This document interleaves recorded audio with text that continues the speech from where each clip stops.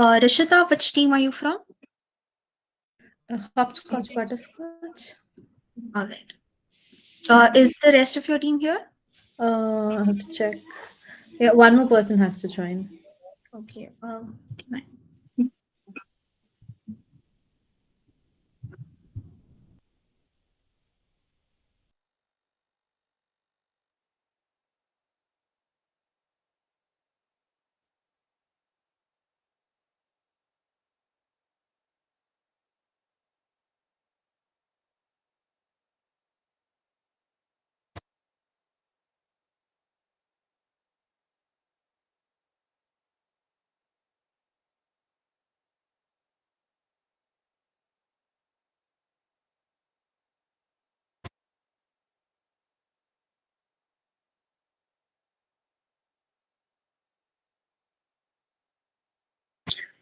Team Sanjeevani, is Team Sanjeevani here? Team Sanjeevani. All right. Team Vamos. Team Vamos, is Team Vamos here? Okay. The Binary Bandits. The Binary Bandits. Anyone? No. Okay. Wisteria, is Team Wisteria here? Team Wisteria. Binary Beasts, is Team Binary Beasts Yes, here? we are here. Yeah, we are Okay, here. is your whole team here? Yes, we too are here. Yes. Okay, fine. Make sure that your presentation and your product demo is ready. All right. Yes, The yes. judges will be joining in some time. Okay. Rick not roll, is Rick not roll here? Rick Hello, not yes, roll? we are here. My teammates have to join. I am here. All right. Have your teammates sent in their emails? Have they gotten the invite link? Invite link, I don't know about it, but we have sent the mail IDs. Mails in the chat as well? Yeah, 1 second. Team Avalanche, is Team Avalanche here? Team Avalanche? Okay. Hacker Packers? Davin Montero, you're in team? Yeah, Yeah, we're here. Which yeah, team? team is Hacker Packers.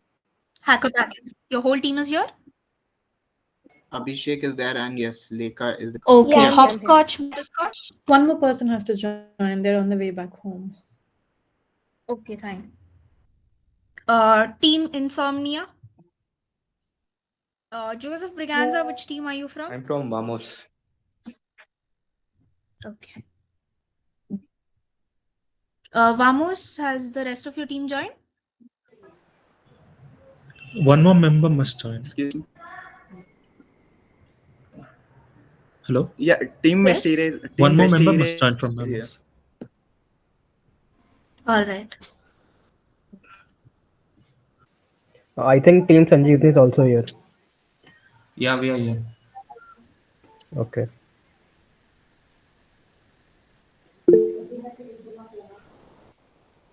Okay, fine. This is Rick Nordroll, right? Okay.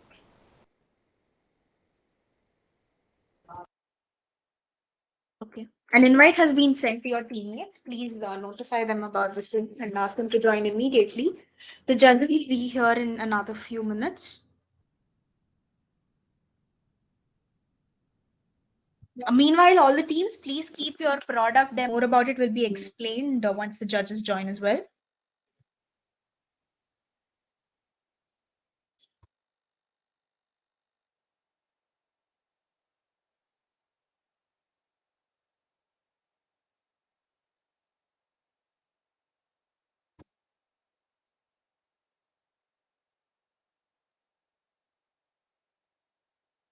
Shravan, which team are you from?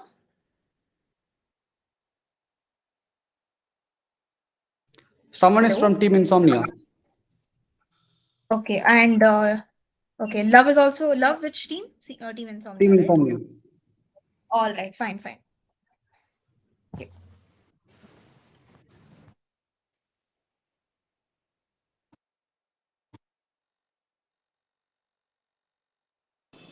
Hello. Yes. Yeah, we are from Team All Insomnia. right, fine. I'll call the roll call once again. Please answer. Sanjeevani, is Sanjeevani here? Yeah, we are Please, here. can you respond? Or your whole team is here? Yeah, my whole team is here. All right. Vamos, is Team Vamos here? Team Vamos? Yes. Yeah, we are here, but one more team member must join. All right. Just let me know if they're not able to join. But Team Vamos is here, right? Sure.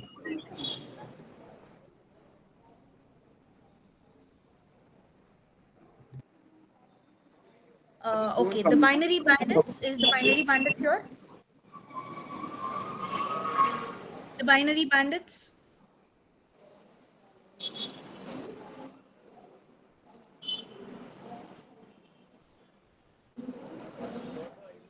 Okay. Team Wisteria, is Team Wisteria here? Yeah, we are here. Okay. Binary Beasts, is Team Binary Beasts here? Yes, we are here. Okay. Rick Not Roll? Yeah, we are here. Yeah, we are present. Okay. Great. I would like only the team lead to represent and tell if they're present. All right. Team Avalanche? Team Avalanche?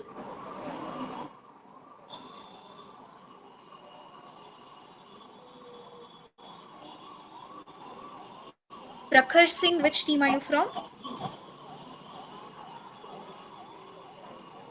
Prakhar Singh, which team? He's from Team Vamos.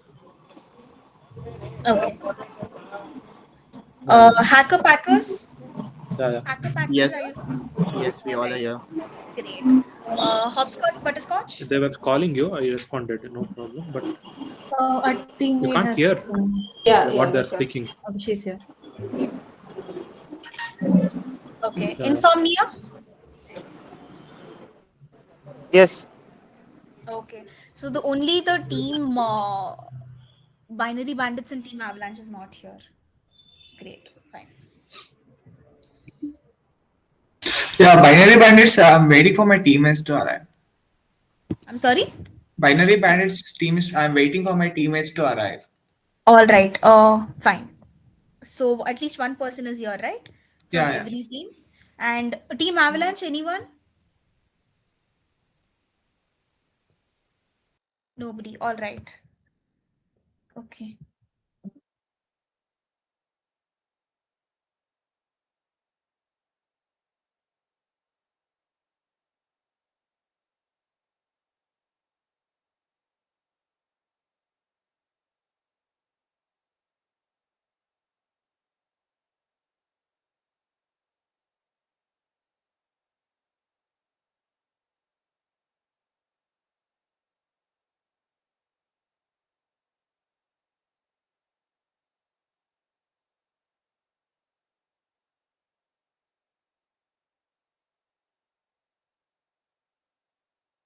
All right.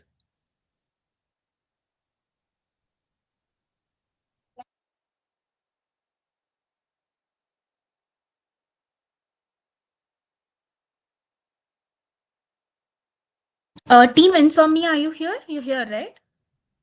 Yes, we are here. We are here. One of our Yeah, we are teammates here. having network issue. They'll be joining. All right, fine.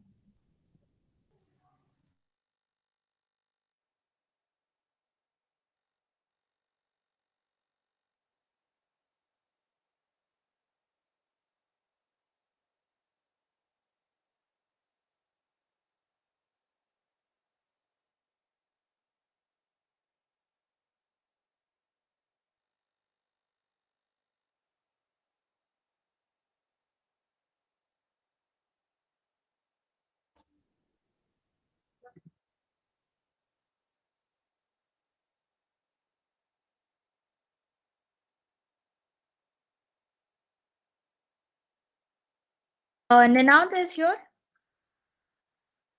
Yeah. All right, fine. We'll be calling in the judges. They'll be joining in another 2 minutes.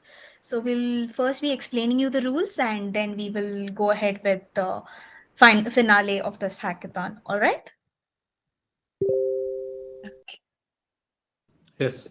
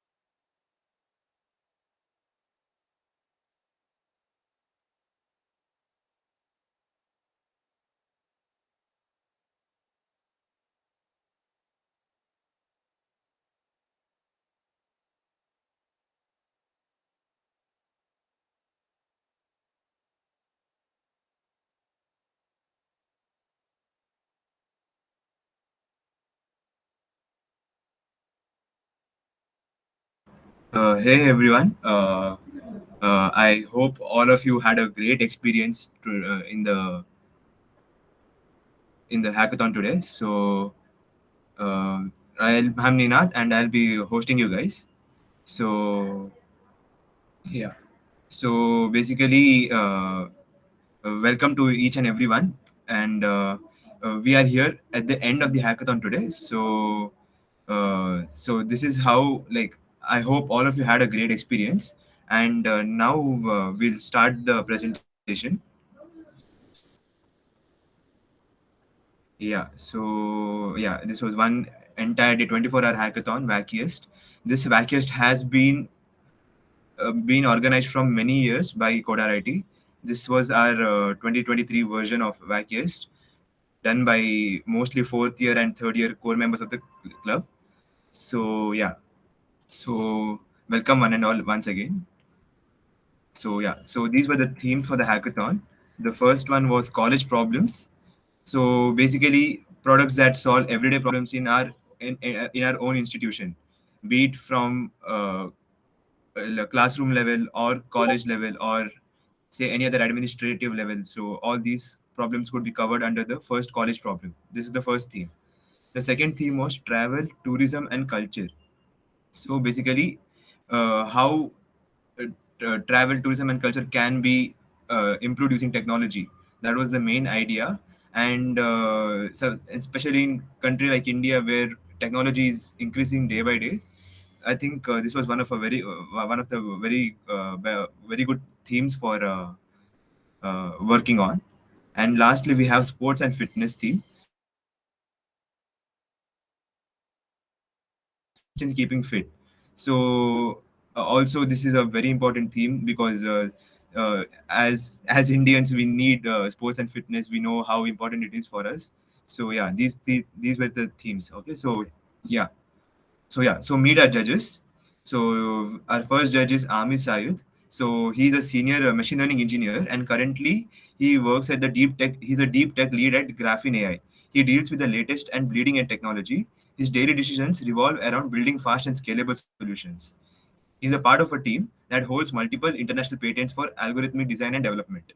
He has expertise in supervised learning, in unsupervised learning in particular, but his knowledge spans generally along ML, AI, machine learning, artificial intelligence, blockchain, and and other branches. And he has been a participant and winner at both state and national level hackathons. And he often helps others with being with the hackathons as a mentor or guide. So we welcome Amir.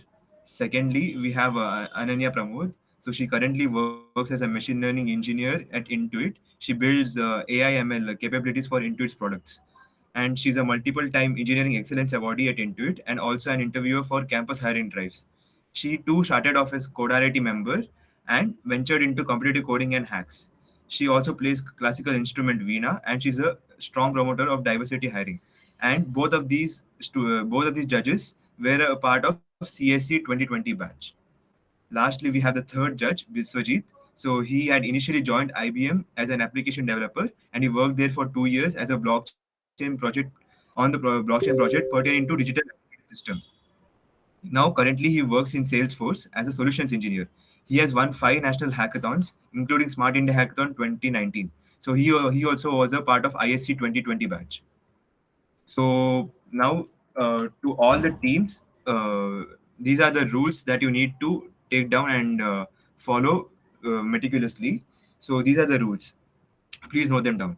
So firstly, you have to present your project for a maximum of 8 minutes. That is, you need to have the presentation as well as the demo for a maximum of 8 minutes. Okay.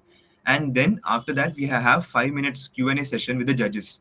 So judges will be asking you questions particular to your product or to your PPT or your product. Yeah. So and then you need to answer them, and that will be for 5 minutes.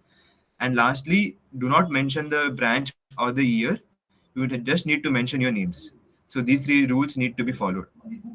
Okay, and now the rubrics. These were the rubrics which we followed, and the marks will be carried for. Okay, so these are the 5 important. You can please note them also.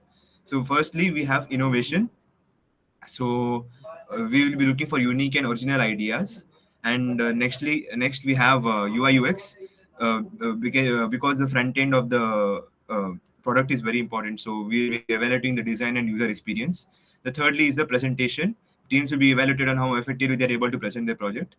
Next is feasibility. We'll be assessing the potential of the project to be implemented in the real world. And lastly, we have future scope. We will be evaluating the potential for the project to be scaled and developed further. All right. So these five are the aspects, or the rubrics on which your presentation and all other things will be judged. So yeah, and these are the top 10 finalists. I really congratulate all of them for doing really well, and I congratulate all the other teams for taking part and giving your best efforts, because this kind of hackathon is a really good experience for you all, and I'm pretty sure this was the first hackathon for many juniors, for many freshers. So I really hope this hackathon has taught you a lot of things. So these are the top 10 finalists. So now we'll be moving on to the presentations. So Sanjeevani team can start presenting.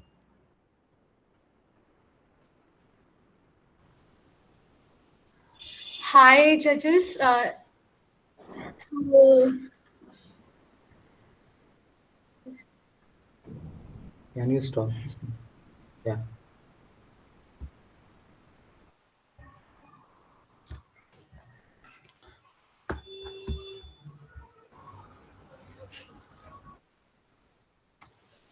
So we are Team Sanjeevani, and our app's name is Sarthi. So in our team, I'm Sakshi, and along with me, there's Arnett and Yuvraj. So the theme that we have chosen is travel, tourism, and culture. So being a solo traveler or a person who has no acquaintance or never visited the place before, how we are gonna explore the place to our fullest. So the solution is our app, Sarthi, who is gonna act like the companion to all our travelers and help them to find all the best locations, to best food, to best accommodations, to guides, to travel agencies in one go. They can also find guidance from millions of travelers through various features in our app. So some of the features that I like to explain is our app is going to provide a community platform where travelers can explore more about information, especially about the local sites and tourist places, because of we will have a community of various travelers who are going to put the recommendation in the blogs and stuff.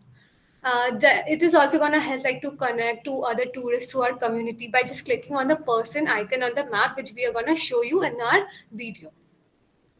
So for the ease of the travelers, they can also connect to local guides via our app. By the community option, we can also explore the hot tourist spots of the world and also check out what our fellow nomads are wandering around. And there's also an option in our app in which we can update all our travel itineraries and documents, like maybe flight tickets or Aadhaar card or other itineraries. There, we have also provided a very seamless registration and login, along with a forget password option. And in the top of the app itself, we have placed in carousel where a list of suggestions will be given according to the current locations for the things a traveler can do nearby. So for our future scope, we can, since our app has a community option and an entire social media thing plus a travel theme, so it has multi purposes, right? So we can pair with travel agencies to provide our customers amazing offers and discounts and the travel packages that can increase our app's value. Also, being a social media platform, we have a large scope to grow with our features. We can also pair with hotels, PGs, and dormitories for bed and room bookings to provide smooth and easy traveling experiences for our wanderers. And the local guide option also come up with suitable vehicle option also, so that customers don't find any difficulties in traveling. Like the travel agencies, they provide vehicles, right? Like the tour packages and stuff. So the travel guide can come along with that also. So this is some of our screenshots that we have taken. If you are able to see, this is our community option, and that will be directly redirected over here. And this is our social media page. And then this is the travel guide option, and this is the search places option. So yeah. We'll be showing a demo of our project. We have the screen recording of it.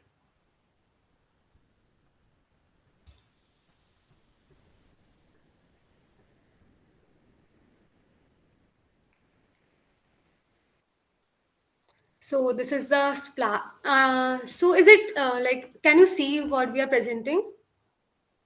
Yes, we can. Yeah.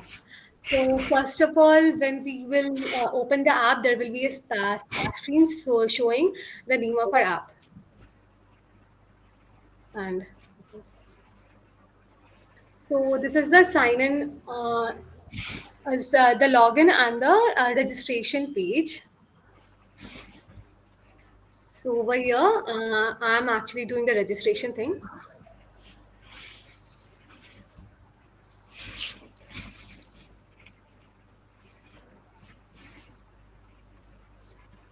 Over here, I tap the password. It has also a show and hide the password feature. So we have created our account, and now we are logging in.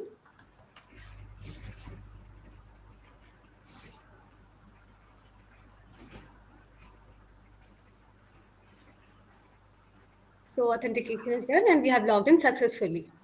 So first of all, there is the community feature over here. And in the up, you can see a carousel, right? It's an automatic sliding carousel. We are not sliding it on our own. It's gonna slide automatically, in which the recommendations are gonna get shown as per as the user's location. Like if I'm over here in Bangalore, it will show the locations of Church Street, or maybe like nearby places like Mysore and stuff. This is our entire UI. So over here we have the travel guide option and the search places option. I'll explain you. So I clicked right now the community option, as you can see, and then this page got opened. And over here, the people can connect over there on social media, and this is like the social media profile of the travelers.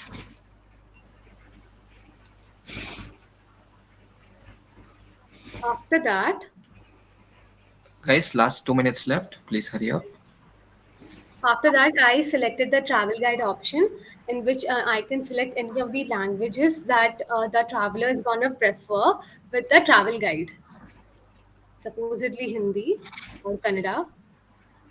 And then the travel guides, like the suggestion is gonna come up, and its profile is gonna come up with ratings and stuff. And after that, we have nearby tourist option, nearby tourist places option. So supposedly we are in Delhi, and the location we are gonna search is Taj Mahal. So it's gonna show like the distance and the route of it. So we can reach via bus, train, and cabs and stuff. And there's also a feedback form for it. So this is a feedback form. Guys, last 1 minute left. Yeah. So this is our nearby tourist option, in which we can actually see who are our travelers who are nearby us, and we can directly contact through the social media or the ID they have over there. If we will click on that, then it will be directly redirected to the social media profile. And then there is our travel documents option, like in which we can upload all the itineraries and stuff. So yeah.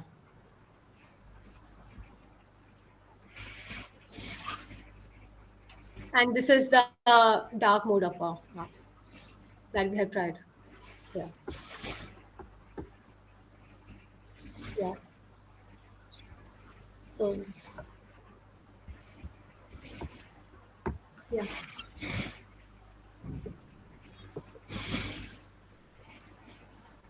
Judges, you can ask them.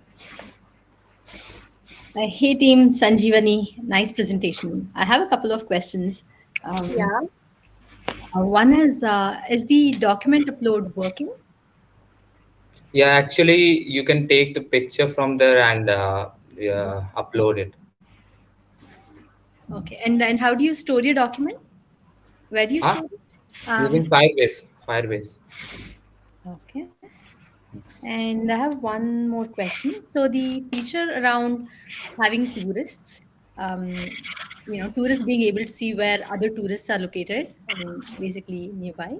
So what is the rationale behind having that feature? Sorry, can you repeat the question once? So you showed a map where one tourist can actually see if there are tourists nearby, right? Other tourists nearby. So just wanted to know what's your rationale behind adding this Yeah, feature? yeah. So we are building a, especially being a solo traveler, there are increase in number of solo travelers, right? So it will be nice if we create a community of solo travelers along the area. So there are options that they can like carpool or maybe plan a trip together and stuff. It's social media, right? People want to connect with each other. For example, I can give you Snapchat. In Snapchat, we have an option where we can see the profile in the map, right? Like with the location of the people, and we can see where the people are, and then we can connect them through there also. So that's a feature we have applied over here so that people can see that okay, these are the people who are around me, and I can also connect with them. And obviously, the location will be shared with the permission of that user. Yeah. Okay, which means users have a way to consent to their location being Yeah, shared, and if they don't want, they can switch it yeah, off. yeah.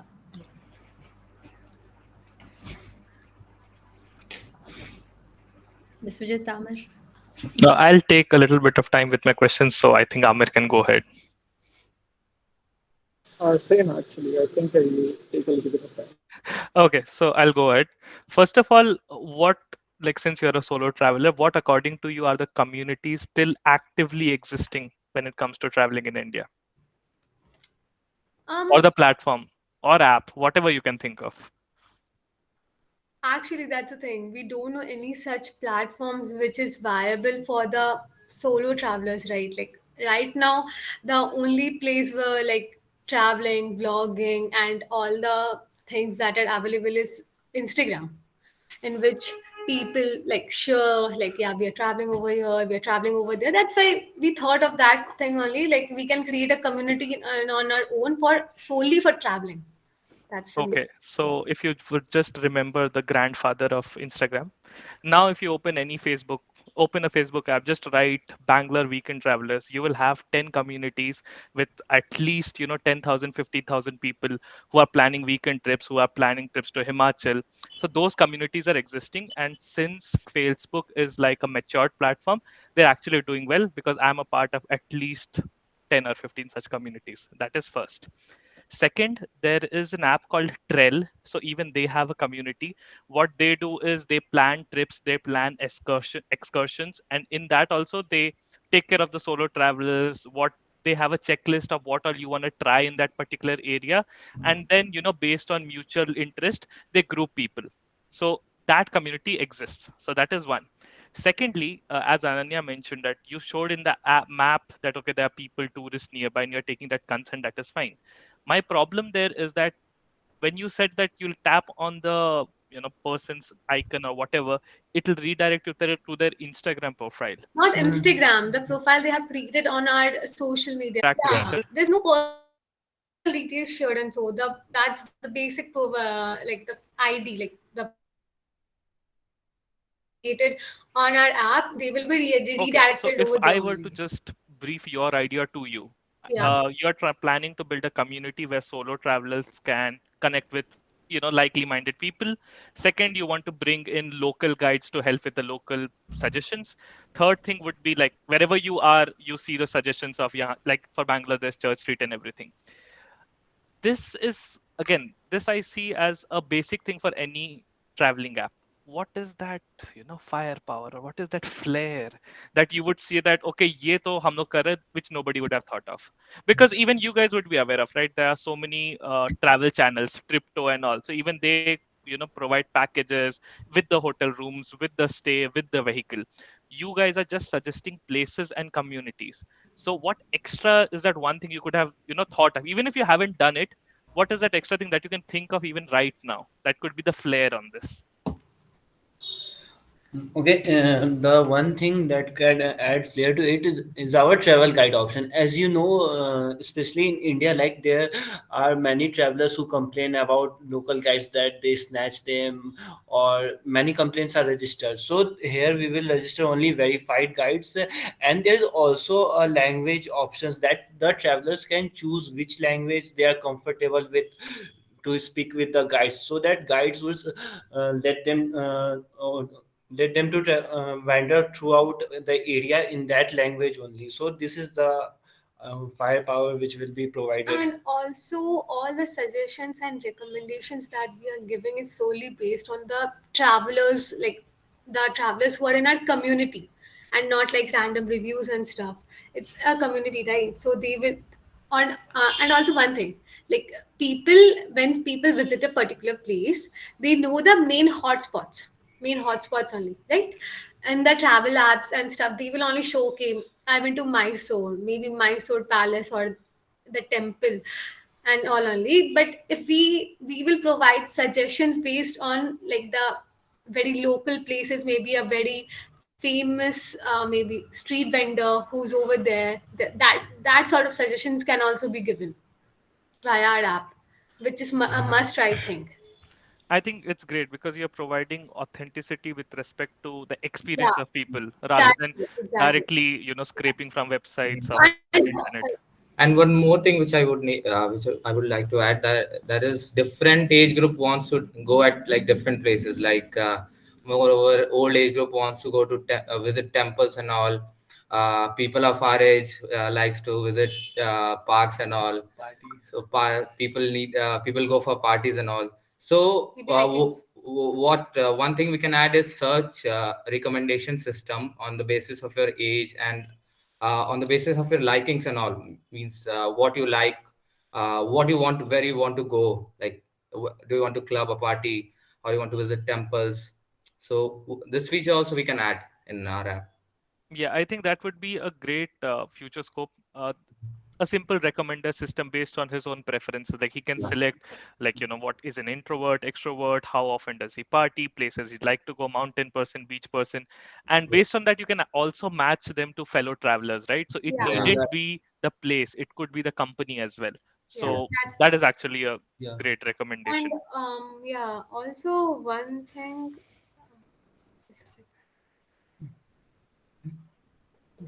Oh, okay, okay. Okay, I think like I'm taking too much time. Amir, over to you. Sure. Hi, great presentation. Most of my points were covered by Ananya and Biswaji, but I do have a couple of questions. So I don't travel a lot, right? But when I do travel, my biggest sort of source of information is either Google or Reddit, which both provide community ideas and groups and stuff like that. Especially Google because they have explored page as well, right? If you check your Google Maps, you can go for your local guides. It even shows you like local attractions, hotspots, stuff like that. Yeah. And those guides are generally vetted because they have a uh, recurring process where they are given rewards on Play Store and stuff like that. I'm more interested in knowing when you say you vet your own guides, what is that process like? And why is that better than what is locally available on maybe like a Google Maps API call? Like about local guide, I would like to explain that when you search on Google, there is no such thing written there that local guide can have multi-language option. Like a local guide can speak this also, local guide can speak this also, or is the local guide we are hiring is safe or not? Like we are providing a review-based system also there, so that means traveler don't have a second mind option in their mind that they would go for this local guide or not. As you know, there are many cases around in India about snatching, or local guide took them to another place or demand more money. There are many such things around. Not only in India, you can visit other country also. There is a fear among travelers for this. So this is the guide option which are providing there. And also, there's one thing that if you're not traveling, right, you told right now that you don't travel much, but Yes, yes. yeah, so basically we have a social media thing, right? So it's not necessary that if you're traveling, you don't need to be on social media. You can see like what people are doing, how like maybe we can add a feature of reels or maybe some nice travel videos and stuff. People can binge watch on those also if they're not traveling and want to just experience from digitally those things that can be also done. So yeah. Okay, so if I understand this right, you're also positioning it as a virtual experience for people who are not into travel, but Yeah. okay. Should have been one of your focal points in your presentation then, no? Sorry? It should have been one of your more focal points in your presentation then, because this is a value addition altogether, isn't it? Actually, it's our slogan. Like our we have decided Trip ke saath bhi, trip ke baad baat bhi. It's our Yeah, like Sarthi yes, app slogan. Like yeah. it's trip ke saath bhi and trip ke baad bhi. And also there's one thing with most of the travel apps, like suppose I will take Make My Trip, the option, okay? I will go over there, I will just book maybe a flight ticket or a hotel room booking, and then the app will be just will just stay on my phone for like days or months maybe, right? Most of the travel app has that thing only. But with our app, we have social media, we have all the features for bookings and stuff. So the app will at least not stay stagnant on someone's phone if we like develop it in such a manner that it's interactive and stuff. So yeah. All right, that makes more sense. Thank you so much. Great presentation. Thank you. Thank you. Hey guys. Biswajit, you I had have something? Yeah, I have one, like I would say value add or a feedback, whatever you could say. Yeah. So since you talked about travel, communities, local guides, all of this to some extent, like even if I reach, like I went to Himachal, I reached the place, I had already taken a package. So there were local guides there to help me through. Yeah. What challenge I faced was, like, since I was in Himachal, I needed a lot of warm clothing. We went for hiking, so we needed that gear, then snow boots and all of that. That was the cumbersome process. Yeah. So what you could think of is that, like, if I come to you, I say that, "Bhai, mere ko Himachal jana hai." First is package, everyone is doing. Hotels, everyone is doing. Vehicle, everyone is doing. But for everything that, like every little thing that you do, like if now I need to go to Himachal, I'll go to probably Decathlon, I'll buy a jacket of 2K, 3K, I'll buy snow boots and all of that. But then that would be just, be a part of my closet after I come back from Himachal.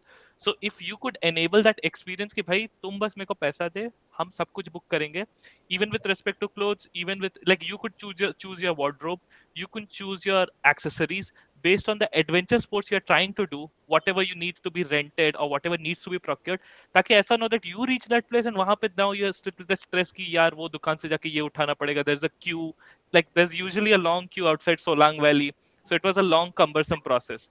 So this, like, just make the whole process stress free. I'm going for an enjoyment, I need not stress about those little details that usually tickle me.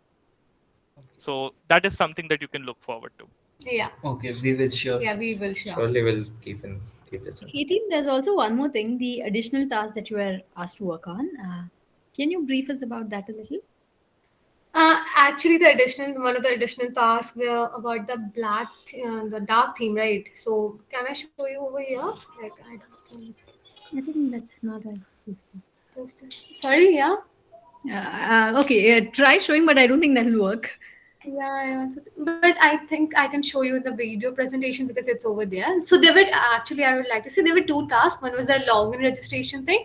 They wanted it to be a seamless, Seamless flow. Yeah, seamless flow, and the other one was the dark theme. So we did both of them. Wait, just a second. I'm showing you. Can you talk a little about your login and how you're actually authenticating the user? Yeah. So we used Firebase to create login authentication. Um, so we have this registration page at first where we take in name, email ID, phone number, and password. So these details are stored in Firebase. Okay, Firestore. So so see, once the details are entered, once we click on create account. So it says congratulations, your account has been created, and now it redirects us to login page where we enter the username and password. So it will authenticate it using Firebase. Uh, can you talk a little about how exactly you're authenticating? When you say you authenticate using Firebase, what do you mean? Okay, so it's like it checks whether the username which has been entered, it checks in the database. It checks whether the username is the same which was entered earlier. So actually, it's when we store something in database, so it goes and gets stick there. Okay, so when we enter this thing in login email ID and password, so it validates with the Firebase Firestore, and the validation gets there. And if the password and email ID both are same there, then it takes us to the home screen, and otherwise it won't log in. And how are you storing both of these? Your password characters and your email characters? Yeah, sorry. How are you storing your password and your email? Using query.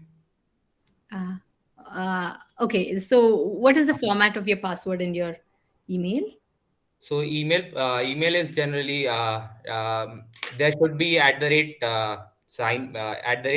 in it. Okay, and for password, the length should be greater than 6. Are you doing any kind of processing on both of these data before you store? Only these thing we are doing. Only that the email should be there should be @ symbol. Okay, and for the password, I think I'm good. It throws an error with if the password is less than 6 letters, 6 characters. Cool. And if the email there's not @ sign there.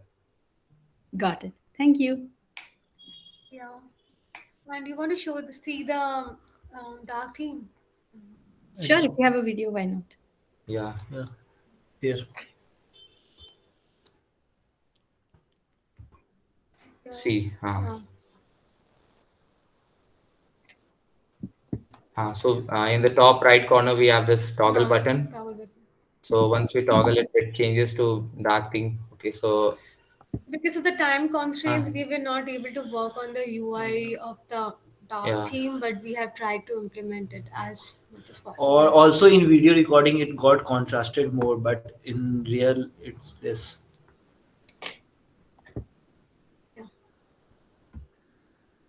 Yeah. Any more questions? I'm good. Yep, works for me. I think everything I wanted is answered here. Good job, guys. You guys need to do a little bit of more research on the communities part, but is this your first hackathon by any chance? It's our second hackathon. Okay, so you guys are actually growing well into this. I can see from the presentation and all of the features. So good job, and try to do a lot more research so that you have a more polished version of your application every time. Yeah. Sure. Thank you, mentors. Thank you so much. Thank you. Thank you, team. So I think we can call it the next team. So Team Vamos, are you here? Yes. Yeah. Also, you guys have 8 minutes for presentation and rest 7 minutes for Q&A. Sure. Thank you.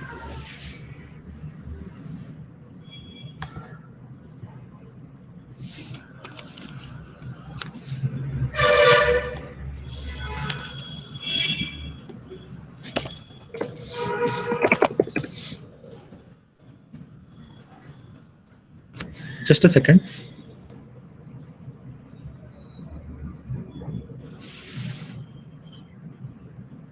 Is the screen visible? Yeah. Yes, it's visible.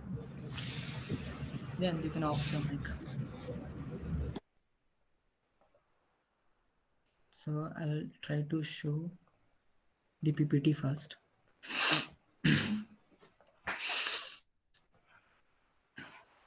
Is the PPT visible? Yes. Okay, so we are Team Vamos, and our topic for the hackathon is sports and fitness. We are 3 members team: Jayant, me, Prakhar, and then Joseph. So we'll go to the introduction. I think introduction is basically what we are asked to do was to create a new idea so that we can boost our fitness level. So what we came up is a web platform. Before that, before I should tell you the solution, I should tell you the problem. The problem was that there was no such platform so that they organize your physical activities both indoor and outdoor. So we came with a service oriented web platform where fitness and sport was given prime focus. So and you are easy to use and navigate through the web.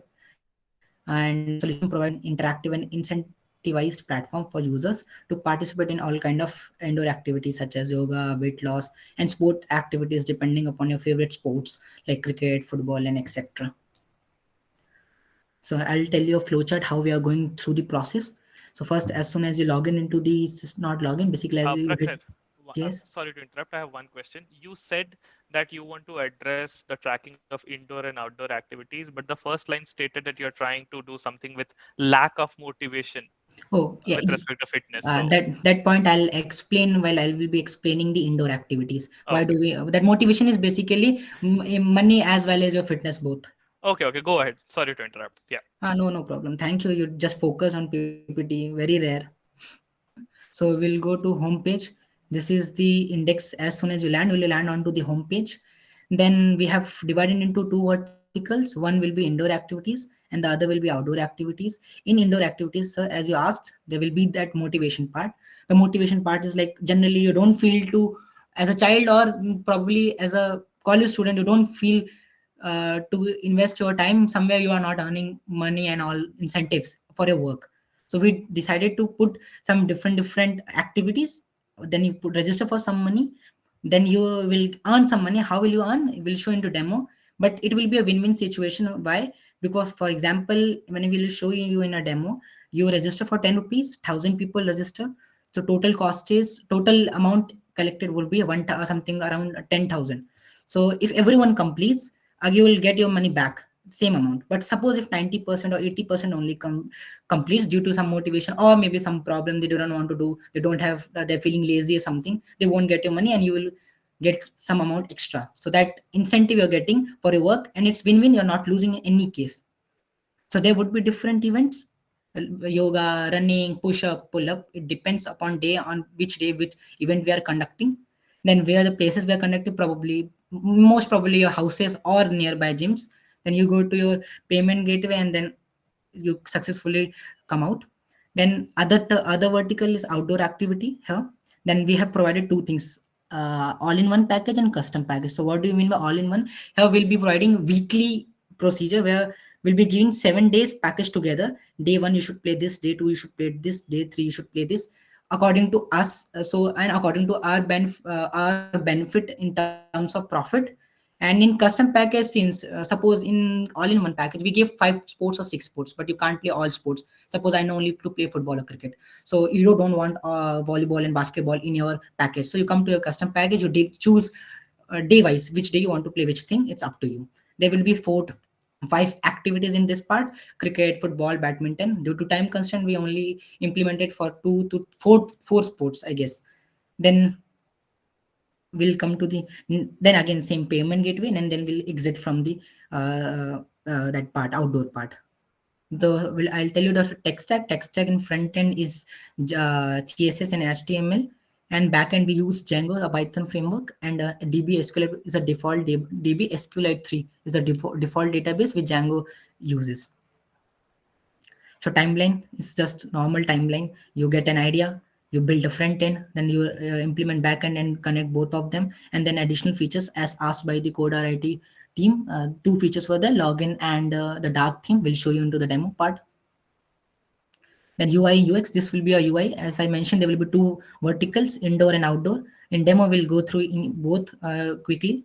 This is a login page as one of the important feature of any web application, the authentication part.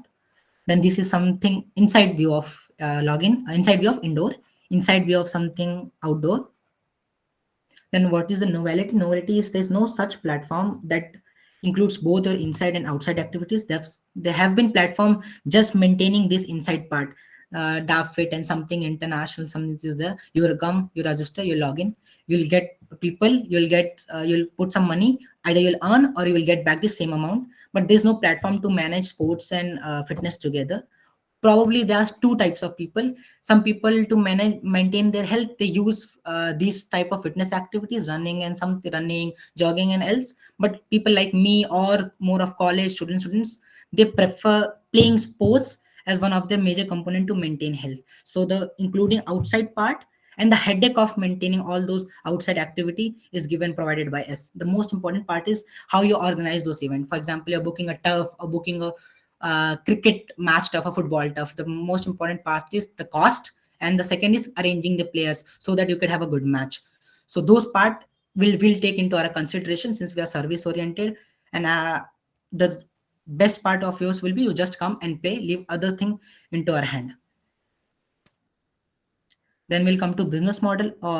In the packages which we gave weekly wise, subscription model will be there. You'll get like 15% or 10%. I gave just a random number so that we are able to explain you that in weekly package we are also having a profit, you are also having a profit. And then advertisement, obviously if you're web driven application, you can run the web, you can earn money to your pocket. Then target audience, I've mentioned age 40 to 65, basically all those who are willing to play. No gender bias, we have both male and female, everything come. No income restriction, everyone can play. So I will like to ask my teammate Jane to show you a demonstration.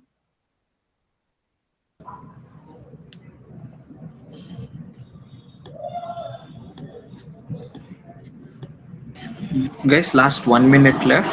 Yeah, is my screen visible? Yes, your screen is visible. Guys, last 1 minute left, so please hurry up, guys. Sure. This is our website. You have the login, logout option. And also, we have implemented the dark theme, wherein according to the time of the day, it gets switched automatically, and you can switch it manually also. We'll explore the outdoor. Here we have two routines, as said before, weekly and daily. We'll choose the weekly.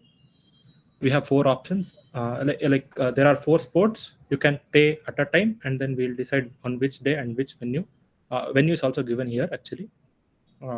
According to that, you can go and enjoy the sport. After payment, you can come back to home.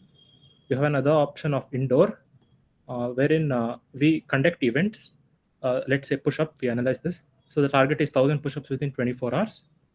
So if you complete it, then the prize pool will get split among the winners, as explained before. So there are many events which will be conducted by our team.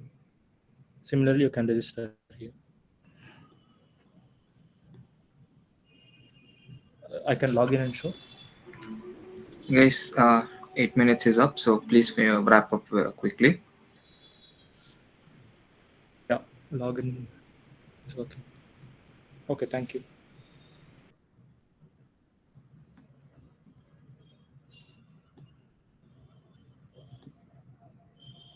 Ms. Vijit, you wanna go first? Yeah, sure. So, good job, team. You have taken the fitness topic. I think it was the trickiest one because cult fit and all of that is already doing a lot more things. The great thing that I liked is the bet scene that you're actually betting on ki haan bhai hum paisa laga rahe. If I am one of the top performers, I will get my money back, which is great. But then you mentioned one more thing, that either I'm winning money or I'm not, or I'm getting my own money back. I'm not losing money. This is one statement said. So I want to say that if I'm like winning money and I'm not losing money in any go, I'm getting my money back, then you will be losing money from your end as a company, right? Have I understood that correctly, or would you like to add clarity to it? It's correct. But so I'll add one thing. If there's 1,000 people and then 100%, there's probability that 100% probability won't be the completing an event. Okay, so it's just the top 100. It's just a top 100. As you grow, suppose 1 lakh people come. You also Prakhar, know match. can I tell something? Yeah, okay, add. Actually, the thing is, for your example, a person registers with 100 rupees and 100 players register. So the total prize pool is 10,000. So that will be distributed among the winners. Okay. So at bare minimum, your money will be given back. If you And are the among the incentive top. is, if the probability of completion is not 100%, you will make some money. Okay. And that point only I was pointing out, the probability won't be 100%. Very rare event would be there that 100% of one people are completing the event. That's why I said it's a win-win situation for you. Okay, I have one more problem with this, that about the indoor activities, you mentioned that whenever you're placing a bet, you'd actually call them to a nearby gym or some place nearby and all of that. Because like one of the challenge was 1,000 push-ups in 24 hours. So if you are calling them to one place for that 1,000 push-ups, nobody will show up after 2 days, right? And if you are doing it at their home, then how do you validate that? That is why we there's can, nobody's doing much in indoor, right? So how do you, what is the validation scheme for you? Yeah, it's actually, they should post a video of them doing the push-ups to the website, and our backend team will verify it. So in case we can also do in future implementation. So other member, like in code forces or code chef, you can hack someone's solution. So some other people can see a video. He tricked us. He didn't have 1,000. He tricked us, and backend was not able to get it. He'll post a message, report something kind of report. Oh, sir, he has not given this, but your backend team is allowed. In case if it's too much and we are not able to handle, a method can be used so that our job becomes easier. Okay, now the question that I have, like what is troubling me is that as a user experience, if I'm asked to do push-ups, I will do what is my capacity. You are incentivizing it and you are saying that, okay, I'll get you money, which is fine. But then you're making me post a video of doing it. Like as a user, I would be like, itna kaun karega? Like already doing push-ups is a big thing. And you're making me post a video to get my money back. Isn't that, hitting on the user experience? So, sir, I think that TikTok would never have been such a good application if posting dance on a platform wouldn't make you better. Suppose you're a fitness freak and your videos goes viral that you are asked to do 1,000 push-up, you did 15,000. So now you'll be more popularized also, no? So same thing, I'll put it into a TikTok way. A good exactly. dancer. Now, again, I would post to TikTok, I would post to Instagram if I want that attention and all of that. Yeah. But you are making me to post it for the money back. But that is just for the verification purpose. Yes, exactly. Which is absolutely necessary. Because we can't go to the home and check person like whether you doing 1,000 or not. Okay, one feedback would be that, there are so many right now fitness devices and all of that. Could you have leveraged any data that has come through that to validate it? Because even if I want to do push-ups, it is little bit troubling for me to go to a place, do indoor push-up with 50 other people, and then come back and okay, I made some money. The reason it is indoor is that you can have it at the comfort of your home. The moment you pull someone out of their home, for them it is outdoor, right? It is an option. Like you can go to an indoor where the event is conducted, or you can do from your home. We'll if you do prefer from your that home, just you should post the video of you doing and exactly meet the necessary conditions. Yes, sir. Okay. Ananya, I'm good. You have anything for them? Yeah. So I like that you have put a lot of thought and effort into your incentivization and your revenue model. But as Biswajit said, the moderation and the validation is still can improve. Probably it has a lot of opportunity there. The next question is you talked about sports, outdoor sports, and examples given are the ones that you were talking about are team sports, right? Like football.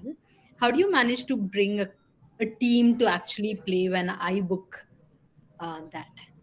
So, ma'am, how does this work? as a website, so it is a website, but basically it's a company. So as much as users will get, we'll be able to organize 14 people.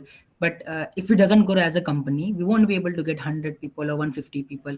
That won't help us. But if you're engaging a lot of public in a lot of traffic in a website, for example, 1,000 people, 1,200 people, so it would be easy for them, because then there would be people choosing 100 people choosing cricket, 100 football. The probability of getting a particular sport will be high. Then we can arrange them into team of 14, team of 10. But if the engagement is less, then it's a problem. So that's engagement is the most important part, and that will You only mean to say that your app would do great when it is scaled when you have a lot of customers, but with Yeah. very few customers, you might not be able to actually provide the feature itself. No, we will be able to provide, but the burn we have to do then. So Alright. because if you're providing 15% off and we don't have public, we have to pay at any cost the turfs which we are booking. But if the public is there, we can do. Have you considered there are a lot of apps that also host online marathons? And again, as Biswajit said, mostly linked to your watches. And what they do is marathon happens at the same time, but you get to run in your own home, probably on a treadmill or something, and then they're all tracked. That is one. The second suggestion that I have is you can explore into VR games where people can log in together and actually play, but physical games where I think there are a lot of physical arcade games that you have on your phones, right? Where whack the mole and those exercises, and then it actually tracks your hand movements and then gives you points. So something similar for your team sports. You can probably explore in those directions, and yeah. Ma'am, for your question of VR and part, 24 hours was very difficult for us to implement, obviously, and we are not from ML background also.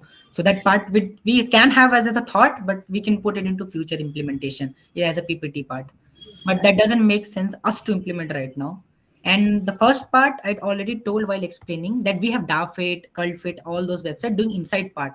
But the best thing is, as a person, you have to prospect. Either you can go for inside, outdoor. So you have to take those persons also into consideration who are able to maintain their health using outdoor sports rather than push up, pull up, and everything. Fair enough. All right. Thank you.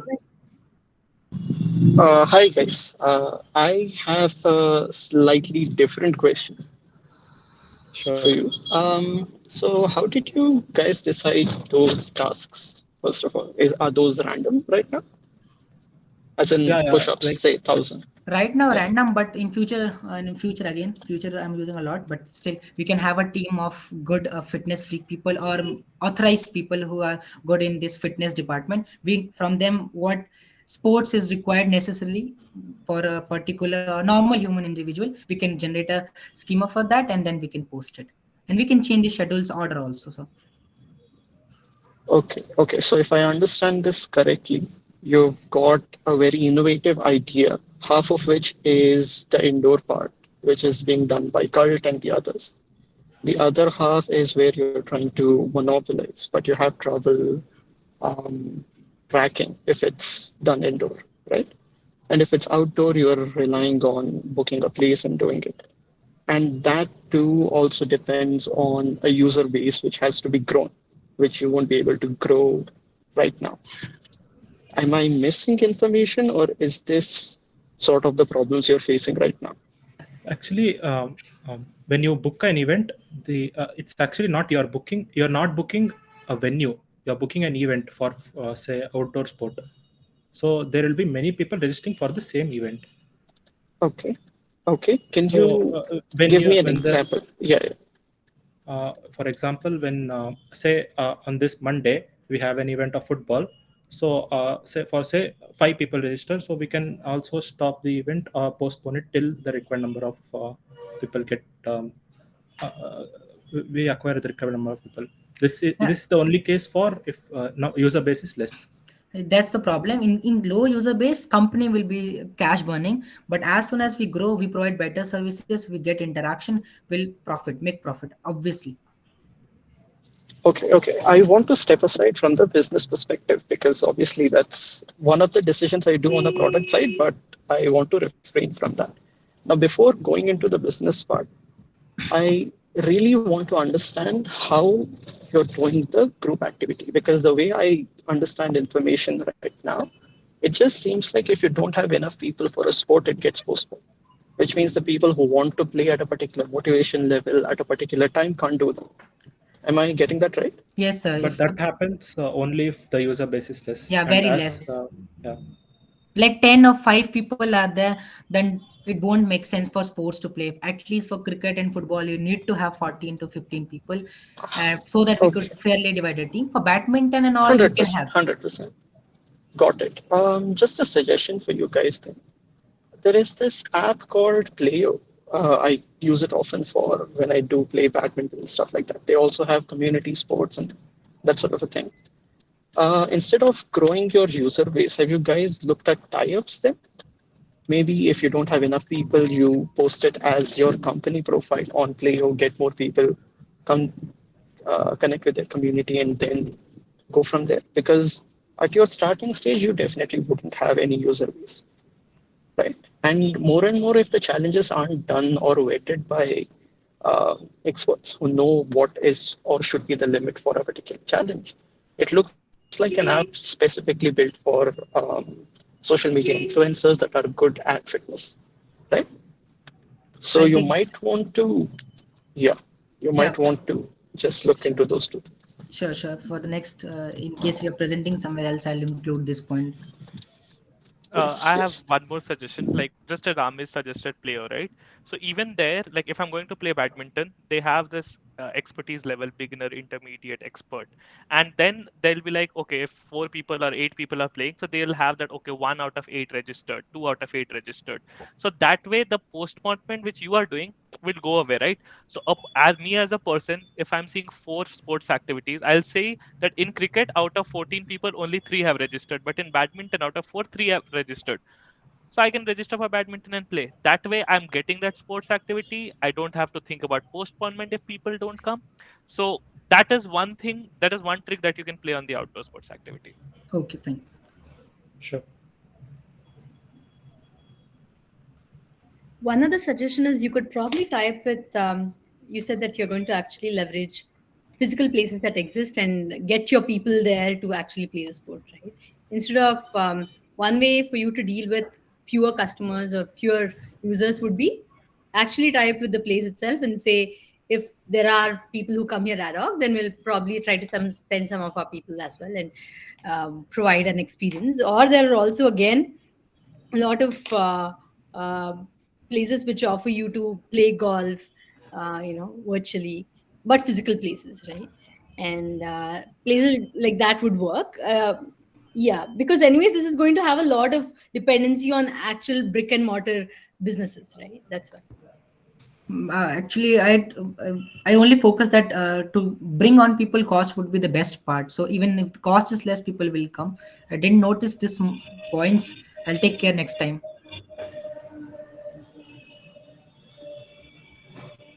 Okay, great job, team. Thank you for being a part of this hackathon and building this. Like, we are hoping that you grow into your idea as well as your product, and all the best. Thank you. Thank you. All the best. Thank you.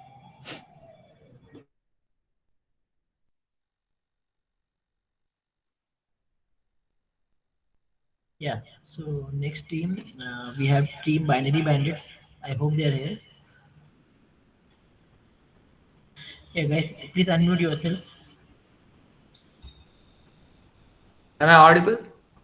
Yes. Yeah, yeah. Yeah, our team name is Binary Bandits, and I have my teammate Abhay Vandarkar here. One more teammate Abhishek, he's out somewhere, so he can't attend this meeting.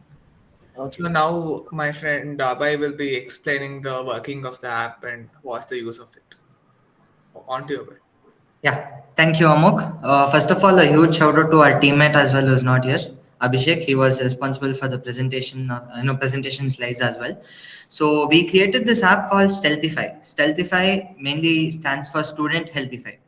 So we chose the first topic, first theme, and we proceeded to go with it. So first of all, we didn't want to, compete with any kind of giants like Google Maps or anything like that. Not that we are like scared of it or something like that, but we wanted to make something novel. We wanted to come up with something extra so that others can think of competing with us. Okay, so first of all, let's start off with the teaser, how it is and how it works. So I'll just share the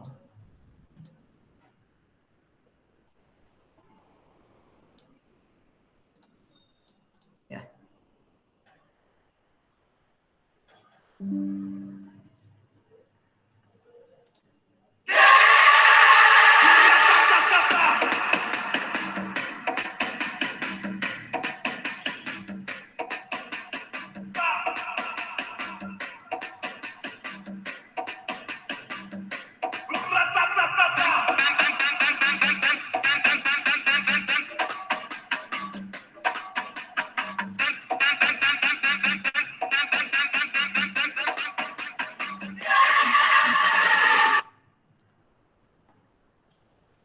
So yeah, that was a brief teaser that was created using Filmora. So why did we create Stealthify? So there are many reasons behind this. Often students of university they have many issues going on, right?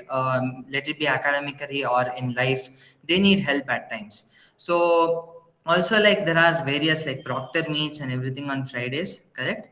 So we can notice that there are many students who are barging into like staff rooms, like to meet the proctor and everything. And even if they have a problem, they can't discuss it openly, right? So they need a bit of transparency and privacy as well. So the main goal of this app called Stealthify, we want to build an app where the student can connect with the proctor one to one, where we can also build like an encrypted and secure privacy based chat. Okay, so with the proctors, this is the case. So as soon as the student logs in, his or her USN number and everything, it is sent to the assigned proctor so that the proctor can either accept the student or decline the student who is under her or him.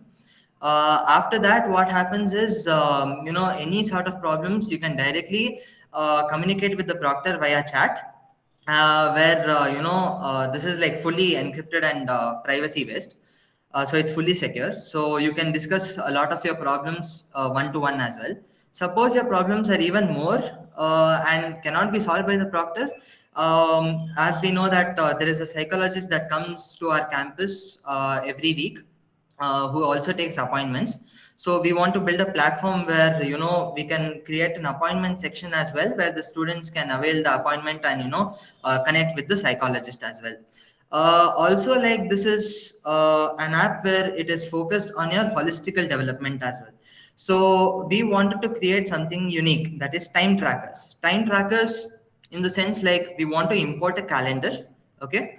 And what we want to do is, so what you're doing each day and what time you're doing exactly what thing, everything is going to be logged in, okay, by you itself at the end of the day for 5 minutes. And I'll tell you how this helps you as well. Suppose you are applying for a master's program in a university abroad or something. They don't evaluate just based on your academic skills, right? They want to know what you really have done. They want to know, like, they want you to have a hook, correct? So this can be a part of your hook, saying like, what, I exactly know where I invested my time and on what day, and I know exactly where I'm putting my time into use as well. And we also wanted to create a to-do list. So mainly this app is for mental health as well as productivity. So these are the slides that we created. So this current prototype, this everything, the code and everything will be explained by Amok now. Thank you.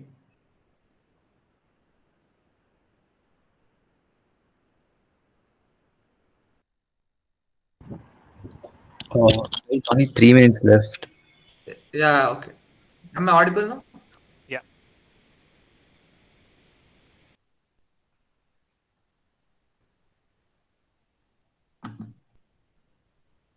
Yeah, so is my screen visible? Yes. No, I don't think so. I'll stop. Could you please stop the screen? Yeah. Yeah, so basically, this is a login page. I have built this app using Flutter, Amok, we and can't see your screen yet. Right. yeah, 1 second.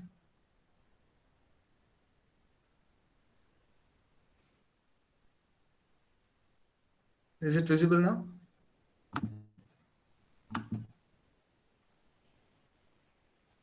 Not yet. 1 second.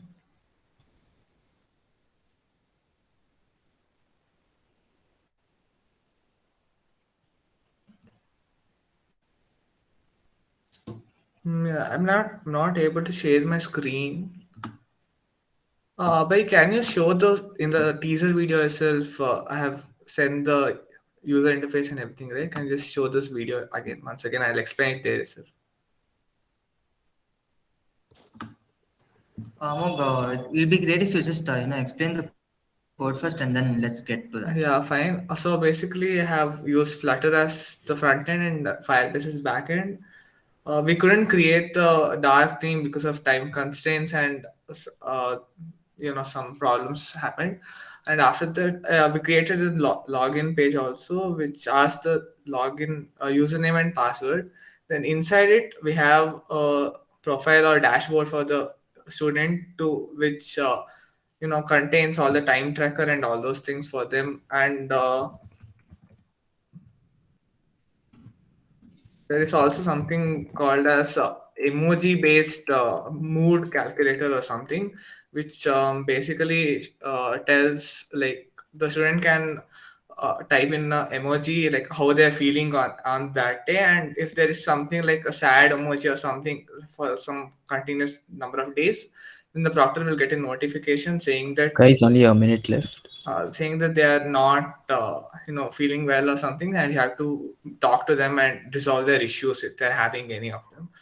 And also as Sabai mentioned, we are trying to do a calendar also, which helps them to book an appointment, and the time this productivity planner which tells them like basically a timetable type of thing what they have to plan ahead in their academics as well as extracurricular activities. Abhay, can just show the video once again? Without the volume. Okay. Thank you.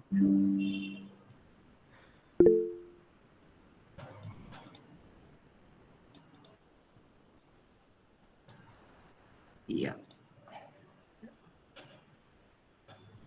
So I'll zoom in a little. Yeah, so this is basically the login page, and you can enter the login and password here. Okay, go inside. Should I zoom in a little more? It's okay. Yeah. Okay. Yeah, then. So basically, after the login, you go into the student dashboard where there will be also a counter where you can have a limit of number of appointments you can make in a single semester, and it will show the number of appointments available and the number of appointments you have made in this semester. Also, basically, these are the future these facilities we are planning to add to this app. Due to time constraints, we couldn't add these features right now. Which are the ones? The ones that you have listed down? Yeah, the 4 ones. Okay. So these 4 are there. Like these are the features that you have, or these are the features you look to implement? I'm looking to implement. So can you talk about the one that exists, the appointments and? Yeah, basically appointments is you'll be given like every week you'll have one appointment, so approximately 14 appointments per semester. Guys, your presentation time is done. Yeah. Okay, we can just take it over on the Q&A. So can you just elaborate on what the existing thing that you have actually implemented as of now? As of now, there's an appointment counter. Like there's basically 14 appointments with the counselor or the proctor in a particular semester. So you can choose it whenever you want. And the staff will also have a separate login where they can tell what time they are free, and the students can choose their time to meet with them. So like, and they can they'll have a counter of number of appointments they have made and number of appointments they still can avail in the semester. Okay, anything else apart from that? That's all actually. I'm kind of new to Flutter, so just started basics, so very less. No, that's okay. I have one follow-up question. So I know about the scene of what happens with the proctor, but how do you go and book an appointment with a psychologist right now? The one who comes to the office, right? In the college, right? There's one room dedicated. Right now, I believe that you have to speak to the department office or the management, and they will book an appointment for you. Okay, that's a very stupid workflow. So yeah, good job in identifying the flaw. Yeah. And one more thing, you mentioned about time tracking of productivity, so that if you're lagging behind, it will tell you which day what you did that is making you lag, right? You mentioned in the statement. So that, and you are trying to do it over a calendar, correct? So that means that I need to also log every activity into the calendar. Yeah, that's actually an optional thing, and it won't be tracked by your proctor. It will be a personal thing.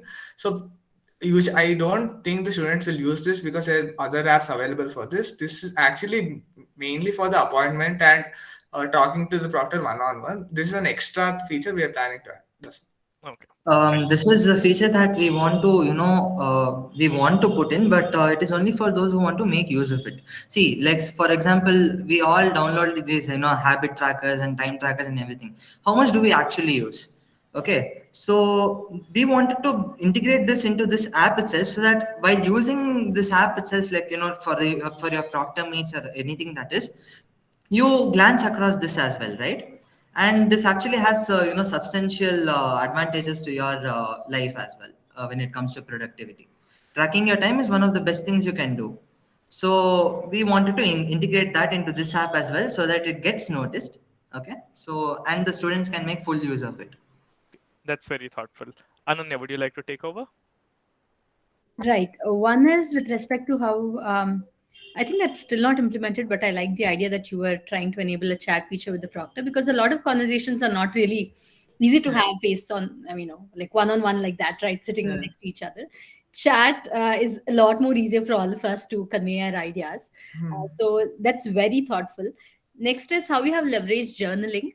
And I would suggest, since you're anyways trying to bring in journaling into your app, and a lot of people find it really helpful to track their productivity, and you're trying to just bring that into your app, I would suggest keep your calendar away from your journaling. Don't make it a compulsory thing, because I wouldn't want to create an event for everything that I do. For example, in the Yeah. 10 minutes that I read my newspaper, I wouldn't want to create an event out of it.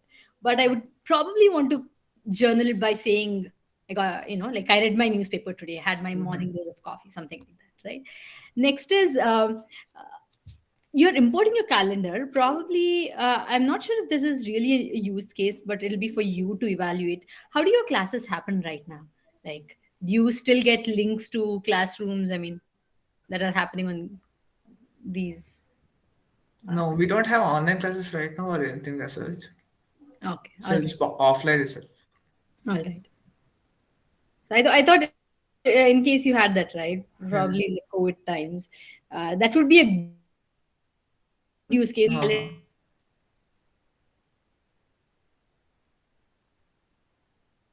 Calendar, I think at this moment you wouldn't have a lot of college, right? So yeah, but great idea. I wish some of these were implemented. I really like the idea. Yeah, like still be not it so advanced with Flutter and everything. So just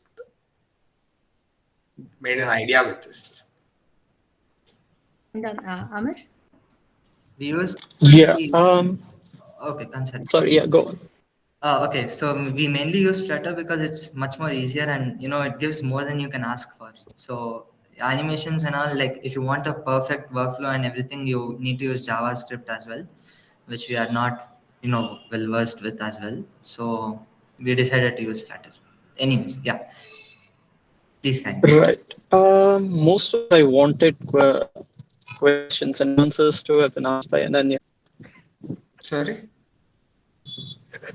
on your presentation. You check the song. Oh, that one. Abhay, you can answer that. How And much I'm time? part of I'm the sorry, song. your voice is breaking. I'm really sorry. He's asking where did you get the song and how did you decide that song for the video? Okay, so we thought that you would be like a little bored, like seeing other, like continuously evaluating. You wanted like a, pump up or something like that. So I decided to go with the beat. So I just, brought Risha, it. is there any scope of giving extra marks for being caring? Yeah, sure, why not? So it's just for lifting up your mood. That's it, nothing else. Certainly lifted up my cab ride. Thank you so much. It was great. Thank you. Thanks a lot, guys. All the best, team. Thank you.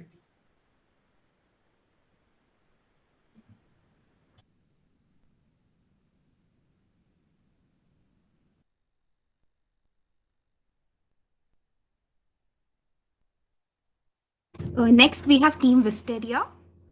Binary Bees, please be ready. Okay, guys, before you start, I would ask you to stick to the point. Like, Talk about the problems that you've identified, 1, 2, 3. Talk about the solutions that you have identified, 1, 2, 3. And even when we are asking questions, don't spiral on the same thoughts, because that is just killing time and is not adding much value.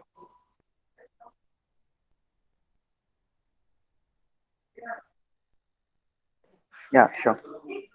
Okay, So, go ahead. hello everyone. We are Team Wisteria.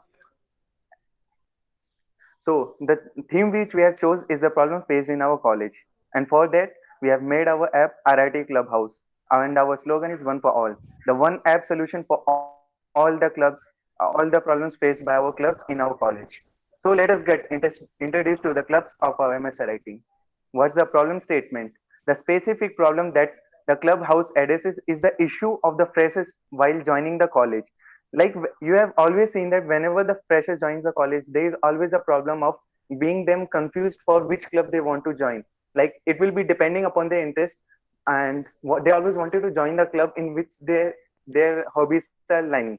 But they always confused which club is for which thing. But and whenever they ask the seniors, sometimes the seniors may know the answer, but sometimes they may not know the answer. So for this, we have created this app.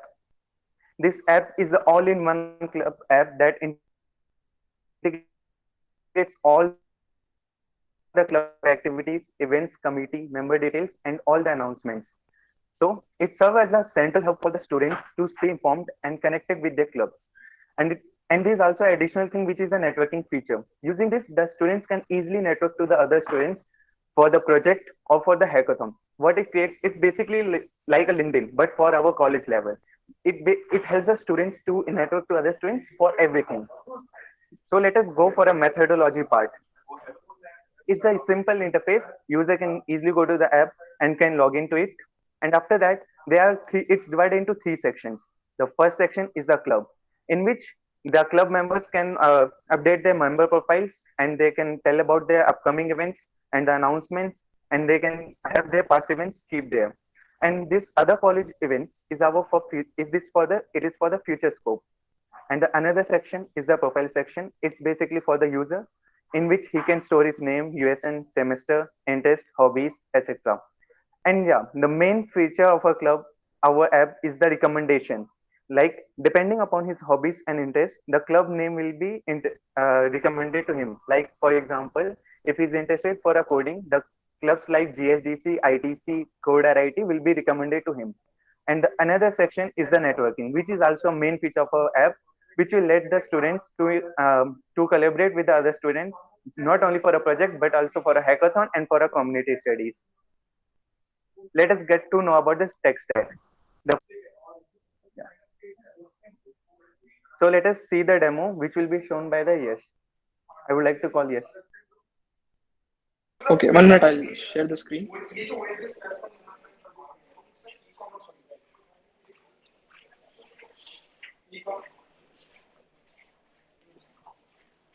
So this is our home page.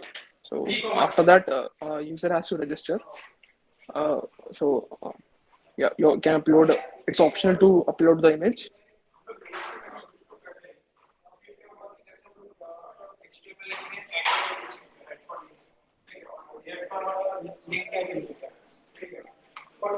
After that, user has to enter details. So I won't go into the details, but like we are taking interest, which will helpful in which will help us in tracking like which club we should recommend.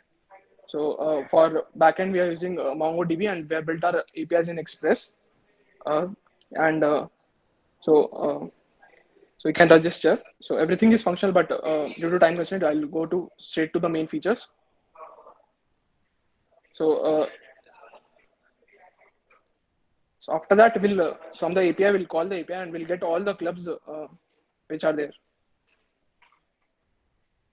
So after that, user will select whichever club he wants to join. So after that, he'll also get club recommendations. So this is for basically for networking. So like if I want to participate in a hackathon with someone, or like I'm looking for a teammate for some project, so what I'll do is I'll go to this page and I'll see what all hobbies are there, what all passion is there, what skills does the person know, and I'll click on network, or click on like I can swipe left. So this is the basic workflow, and like a user can also manage all the, like from the admin panel, will approve the events. So events can also be added through our admin panel, and events upcoming, completed, all events will be you can see, and there is announcements, like whatever like there is whatever like useful announcements are there, like user can add announcements, and you can see all the committee members. So you can click, and you can get Guys, to know 3 them minutes better. left on the clock. Okay, and there are some achievements, like a user can see all the achievements. So this is our demo. Like I'll also like to add, like this app will be helpful for new clubs. So that's all. Like anything you want to add? No.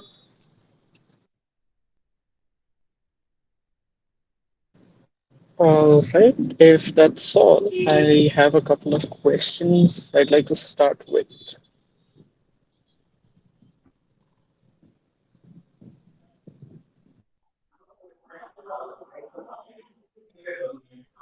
Yeah, sure. All right, great.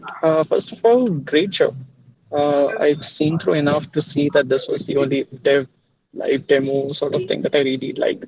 And I like that you're going through the features as you're explaining them as well. Very helpful. I have a couple of questions. First one is, how are you doing the recommendation part? Is it just like a keyword search? Yeah. So what we are doing now is, while registration of a club, we take certain keywords that are associated with the club. All these keywords are stored in the database.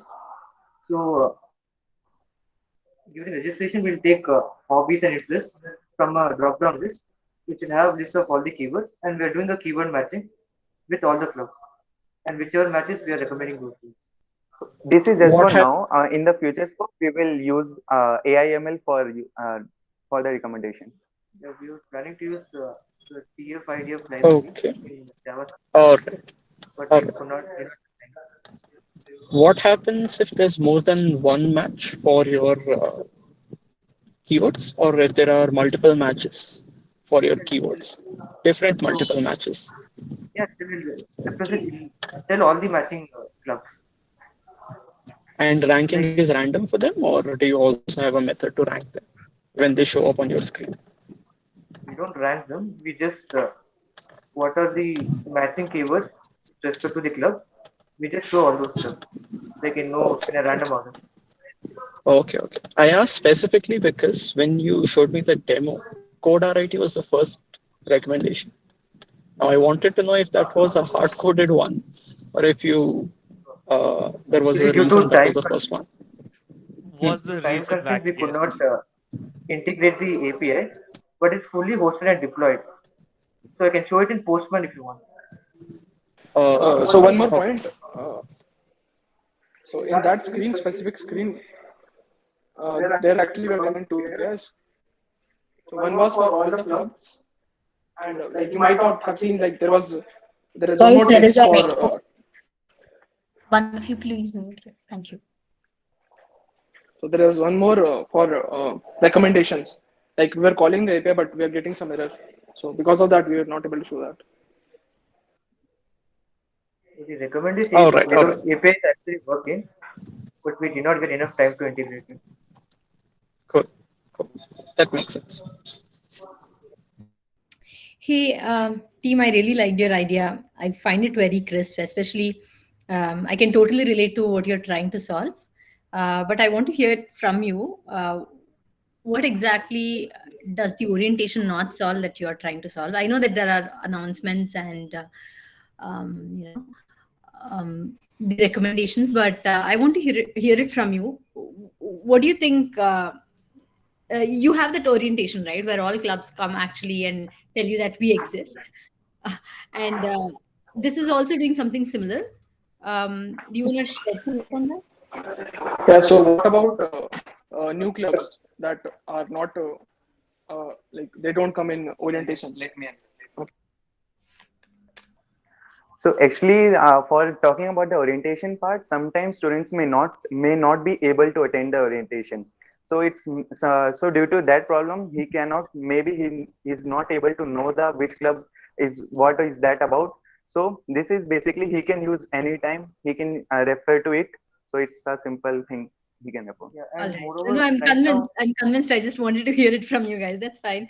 The next thing and is, I have one last question before I hand it off to Biswajit. We are having a bit of pressure to kind of ask, be very crisp with our questions. So, one thing is, I saw that you guys have added the profiles. Is that actually implemented, or is that something for future scope? so profiles in the sense is just user information. Yeah, that is Okay. implemented. Oh, all right. So who gets to actually add in the notifications? You said that there's an admin who approves these notifications, but who actually is able to add these notifications? Only we make a separate admin panel, and even the APIs are separate, the client side admin side. So only the admin will be able to like post any like announcements or add a committee member. Is there a profile for someone who owns the club or runs the club? Sorry. No, as of now, yeah. Okay, probably your future scope. All right, good effort, guys. Okay. I have more of use case questions. First of it is that we have a DECA page, right? Like Department of Extracurricular Activities, and there are like so many clubs inside it that head over it. So in that case, they have an Instagram page in which they update ki haan ji ho raha hai, kal wo ho raha hai, register and all of that. Just if I need to create an like install an app just for that, it doesn't suffice the need. So how you are changing that experience for a user? Yeah, so now, as of now, you see how clubs are managed. It's like they have multiple platforms. Right? They have like a Discord group, they have a Telegram group, and they're like 10 different clubs. So you have to have like 10 different Telegram groups and 10 different Discord groups. So what we're doing is we made a one unified app in which you can like access anything related to all the clubs of RIT. And moreover, since it's Flutter, it's a cross-platform application.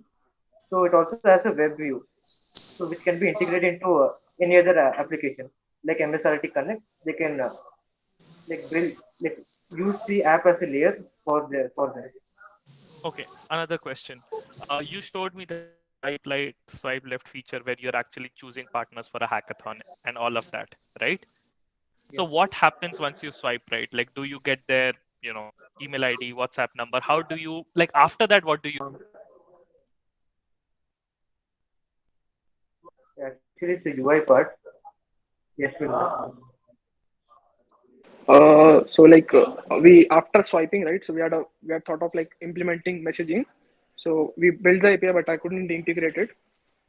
So we thought of implementing messaging between two users, like Okay, that's whosoever fine. Like, swipes. I'm gonna consider it as a future scope, but at a personal level, this is an idea that I can relate to because, like, when I went to college, the first day I was in five clubs, and on the second week I was in none of them. So that's how the interest goes off, it wears off. You start to realize that ki, nahi bhai, I'm not made for this, I don't have my calling. So what you guys are doing with respect to recommendations and mapping with interest, one more additional thing you could add is that if like there's a like if you are a fresher, you know that from first year, some like from second year, a lot of people are there, so you can have their experiences also logged in a club page so that people can read through that or even go and interact with those people before choosing to join that club. So that is again one more personalization that you can do. But otherwise, great job. Like, I'm literally related to this problem, and I'm very happy that you did that whole swipe right, swipe left thing based on their expertise so that you can get project partners. So good job, team. Yes, great. I do have one additional feedback to what Biswajit added as well. As he said, I relate very well with this. Same case, added into 20 different clubs. 1 week later, none of them. And what I really helped was understand where I can get to or what is the club doing overall. So a suggestion from my end was track the club's alumni, maybe their LinkedIn page or whatever, see what activities they're up to now or what they're looking into and what they did in terms of activities. You get to have a better sense of these people did this and this is what they're doing now. These are all a part of this, and you can get to the network part better, even with your alumni network per club. That's all I've got. Yeah, yeah, sure.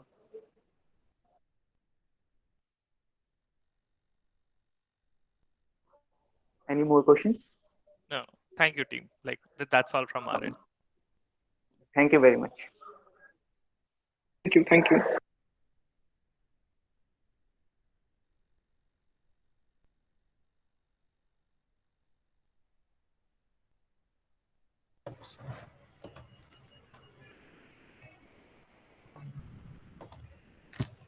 Uh,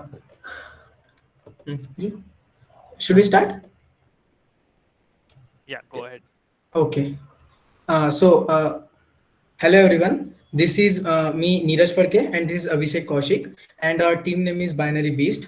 Our project's name is MSRIT Help, and we have basically made a student-friendly chatbot, not only student, but it's a general chatbot, user-friendly chatbot for all the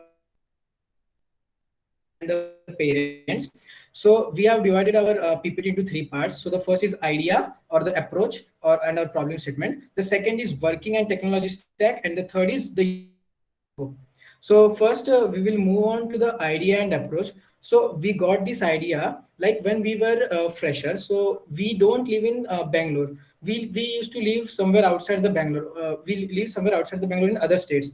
We were not able to regularly visit MSRIT to get to know about any kind of details about our college. Like for example, what are the clubs in it, or we can get it from the website, but it was very tedious and difficult task because you have to search in every tab, you have to go to every link, and you have to search once for different places to get to know about the detail which I want. So this difficulty we faced. So what we did, we have made a chatbot. So basically what it has done is I will just ask it a simple questions, and based upon those questions it will give me the result that I want. For example, if I want if I want to know the placements which happened in the last year, so it will give me a link which will redirect me to the MSRIT's website page where my placement data is stored. So that's how we got the chatbot idea. So as you can see, we have also made it an interactive chatbot which will answer the general queries of the people for our college. So let's move on to the next thing, that is tech stack. So we have used HTML. So this is a Python website. We have used HTML, CSS for building the website. We have used Flask for backend, and MySQL. We have used MySQL to store our data in our database, and also we have used Chatterbot to generate the responses and the answer to the question given by the user. Now we will move on to the working. So this chatbot is based on Python, as I told, and we have also implemented the login part of the product application part, authentication part. So all the authentication data, that is username, my name, and my password will be stored in MySQL database, and from there I'll be fetching it. And also to create the front end website, we have used HTML and CSS, and we have used Chatterbot. Chatterbot is used to produce different types of responses based upon the question asked by the user. Next. So what are the use cases of it? So as I described above, that we faced this problem when we were freshers. So to solve this, to make it more interactive and more easy for us to find solution of our problems, we tried to made this chatbot. So it will help freshers to explore various aspects of college, including academics and extracurricular activities. Then the next is that it can be used by any college club. For example, if for example the code RIT can use this specific chatbot in order to avoid like frequently asked questions. Frequently asked questions can be easily answered by our chatbot, so that every time a person need not ping a senior bro, please tell me what I can improve. Sorry, what is the schedule? when is the recruitment, and all those things can be answered easily if in the chatbot. Then the next is if some external visitors, for example, if my parents want to know some things about the college, then they can easily by the use of our chatbot they can use it. Then the next is that we can train it, we can increase our data set, we can train it more so that it can answer more questions for the user. Now, the last but not the least is the future scope. So what we thought is that if so, the more we train our chatbot, the more good it will become at it, and the more answers I will and more efficient it will become. So we can further modify, and this is not only limited to our college. We can also modify it according to the need of user. If a hospital wants, we can modify it to accordingly to its needs. If some college wants, we can modify to its needs. We just have to change the database, that is questions we have. Then further we can Guys, 3 minutes left on the clock. yes, yes. Then it can be integrated with existing college system so as to improve and make it more efficient. Next. Okay, thank you. Now we will show you the practical demo of how our web app is working.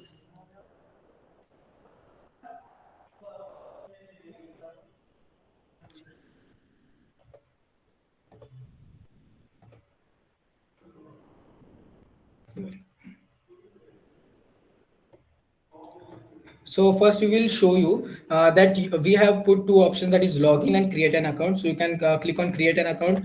You just have to put your name and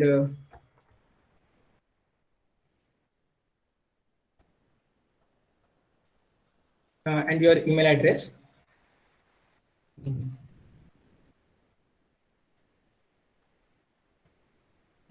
You have to put your name, then password. All these credentials are saved in MySQL database. So here I registered successfully. Now I'll log out and I will try to log in again.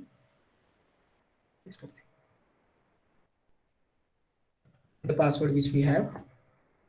So we logged in. Now you can see we have also put some about us, then feedback, and also we have put the dark and light mode theme, light mode option. So this is our dark mode, this is our light mode. Here you can ask your queries. So if I put hi, it will give me some greeting, and also it will give me some options through which I can like explore. So as you can see, I put first one, that is the student section inquiry. So once I put one, it will ask me for more, like 1.1 has extracurricular. Now I have put extracurricular. So now if I want to know what are the student clubs, And if 1 minute left on the clock. Yes, yes, sure. If I put student, now it will give me a link which will take me to that specific student club, which we in this case we have the Code RIT's website. We have put in the link. Okay, so that is basically how it is working. So we have basically made four initial questions and more four sub questions inside it as you go on. And once you log out, that is done. Thank you. Hey guys, are you done with your presentation? Can we go? Yes. On? Okay. You talked about FAQs. It's being trained on FAQs, right? What are the kind of FAQs you're training it on? Like just general question about like examinations, like circulars and different things. Like we are just basically directing it. We have put links which will redirect it to that specific part of the college website which they want. Instead of hovering throughout continuously, it will directly go to that specific thing. For example, we have put student clubs, or else we have put a placement link. We have also put the event schedule links inside it, so it will have redirected. Got it. But more around, how is your chatbot built? Yes. How is your chatbot built? We use like the Python libraries like Chatterbot. Chatterbot is like a ML based conversational model, and we use it for answering the user inputs. Then we use Flask as our backend. Then HTML and CSS and JavaScript as our frontend. And yeah. Second one is about how did you acquire your data set?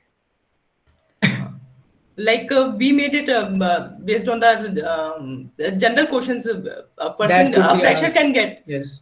Fresher can Fresher ask. that Can ask. can ask. Or a visitor from outside, or anyone can ask. So what format is your data set? It's based on that chatterbot. Chatterbot take like a question and then it's answered frequently like that. Possible answers. Sorry. The chatterbot.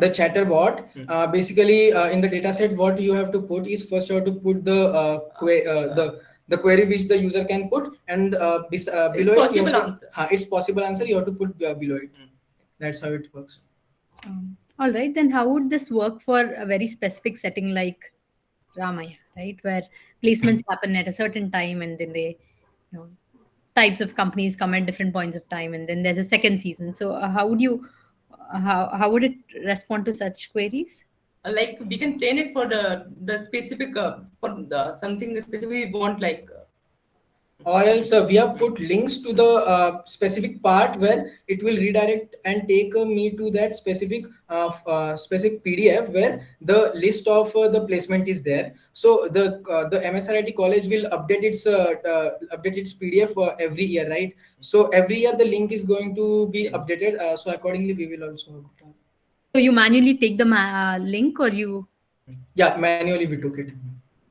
All right, I'm done asking questions. Amir, can you take over?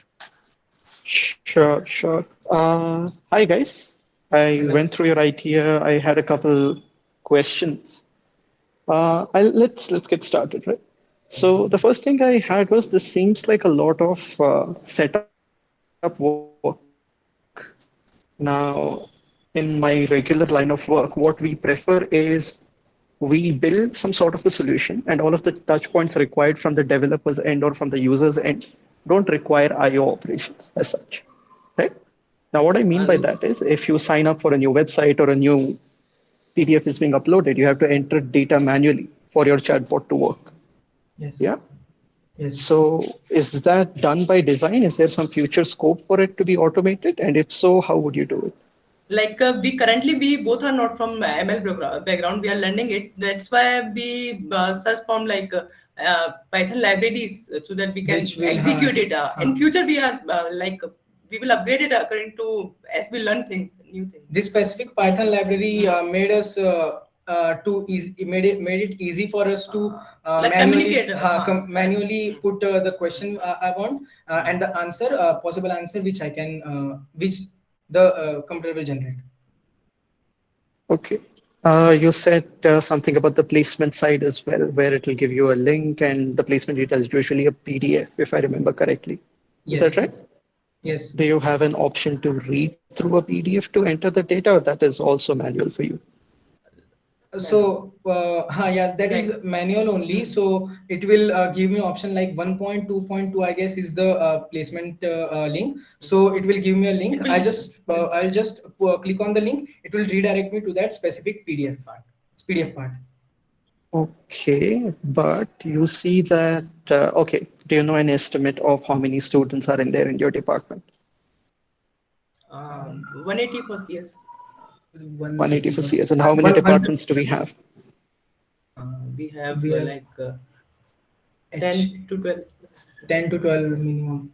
You are way off. Okay.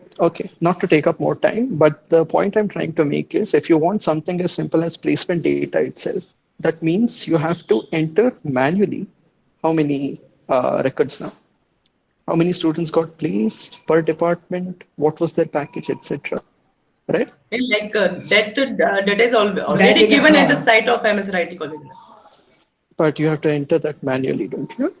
No, nothing like that. It's given on the website. It's given on the website. It will redirect me to that specific PDF.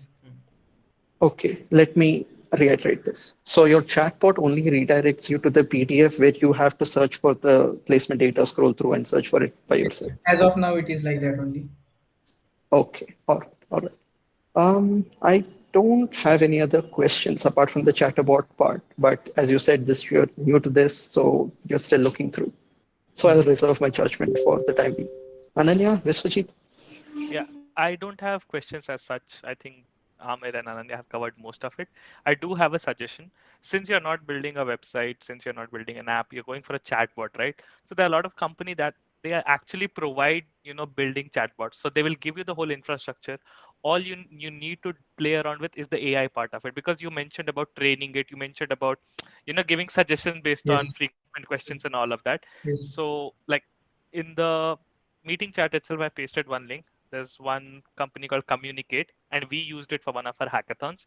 So I would request you to go and explore that, because what that would do is that once you build your chatbot here, it can be a part of any websites. It could be a part of Team Wistera's website. It could be like all the Ramaya thing that I've Yeah. heard of.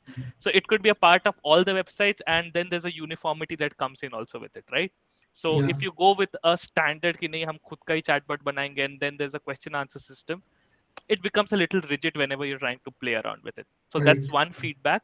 So please take a look at it, and if you find it Sure. useful, just play around with it. You'll Yeah. understand more. Yes, sure. Can we leave? Yeah. Thank you, team. Thank you. Thank you all. Thank you.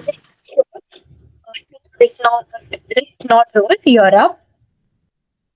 Team Avalanche, please be ready.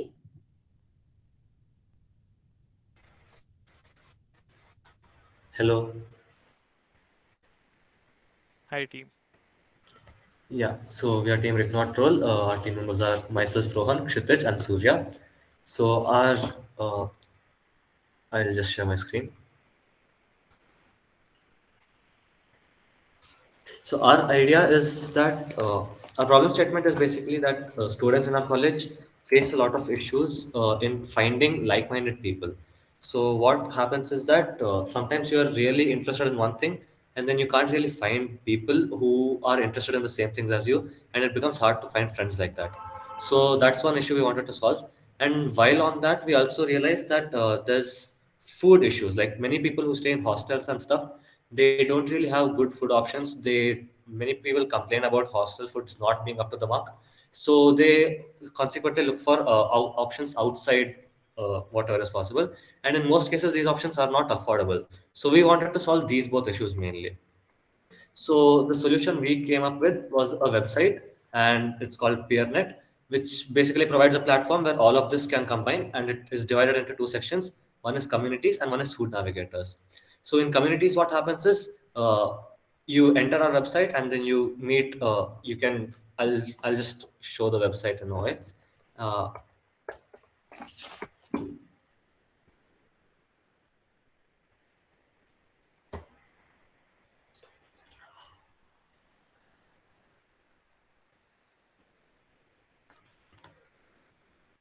So this is the website we came up with.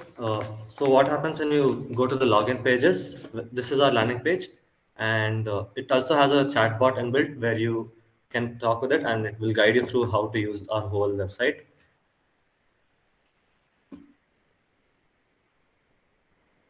So this is how it works. It tells you how to go about the app, and we have login features here. We can enter our emails and passwords, and if they do not have an account existing, we can create another account for them. It will directly lead them to the sign up page, and if vice versa, we can go to login as well. And once you have entered the details, you click on login, and it comes to our home page, where you get two options. You either get to meet communities, or you get to do the food navigation.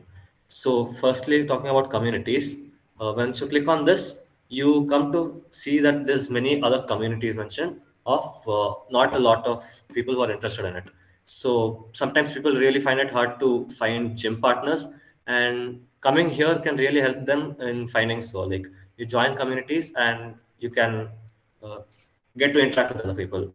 Another issue is that there's many people who are interested in mental health, people who really suffer from a lot, but there's just not enough support groups in our college or anywhere to be frank. So having a mental health group is something that can really help a lot of people out. So apart from that, we also have board games club. Now this might not seem something very unique, but then sometimes people are really geeky about board games. Dungeons and Dragons is something I was interested in, but I've not seen a lot of people playing it. So These are the only three we've added for now, but we will also be adding an option where people can come and add their own communities, and they can become community admins themselves. And once you actually choose any of these communities, you just go to the community blog basically. And what happens there is you find the contact details of the community admin and you can mail them directly. So when that happens, you can email them, and they can occasionally keep putting up blog posts about what activities they have conducted. And we have also a link where you can join communities, and the community admins are free to put up any links they want wherever they're creating the community. It could be Telegram, WhatsApp, or anything of their choice, and it's up to them whether they want a criteria of whether people should join or not. So that's about the communities. And then talking about the food navigation. So what happens here is that people find a lot of problems having food suggestion recommendations. So we have broadly classified as North Indian, South Indian, and Chinese food for now. So you just click on these and you get recommendations of nearby areas which have been uploaded by students that actually go out, eat, and then recommended by themselves. So you get an accurate estimate of what is affordable and what can work out for you. Ratings can be averaged out over time, and that's basically it. We also have visit links which directly redirects them to the Google Maps so they can access the locations directly. So that's basically our website.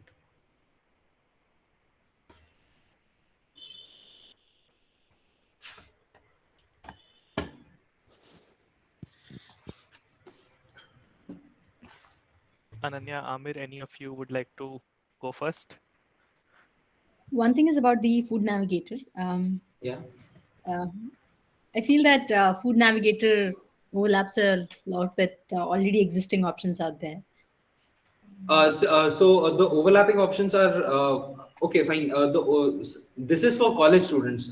In the hostels that are existing inside Ramaya and outside the RIT, the food is not that great. So people tend to search for messes and stuff where they can eat out regularly. So people who go out regularly can just go there, take the pictures, and then tell what is best. It is more kind of a review-based system. Not very convinced. So how does this really differ from what we have, right? There are ratings and there is location and then the type of food, the price range, all of those in most of the apps that you use to order food. Plus, if you want more, then you can obviously go to Google and search for those, right? But how is it? I don't understand why the problem is very specific to Ramaya students. I Actually, mean, that it was can be a the problem. It can be a problem just to anyone, right? Say, I'm not a Ramaya student, but I'm still staying with my parents, and my parents are out today, and I want to order food. I want something cheap. I want something close by, homemade. Right? It's still my problem. So I don't see how this is really an RIT student's problem. Yeah, no, for now we've just kept it for RIT because both the hostel food, that is inside campus and outside campus, are not that great. So this can be extended to the spinsters and also the bachelors who stay out with their parents or without their parents, who can like eat out whenever they want, according to the affordability they can afford, or what kind of food they want to eat. It is more kind of like a friendly way to like, if someone among your peer group comes and tells you that this place was really nice, then it would have a great impact on your mind rather than reading it somewhere. That somewhere and some person makes a huge difference because the trust factor comes in. All right.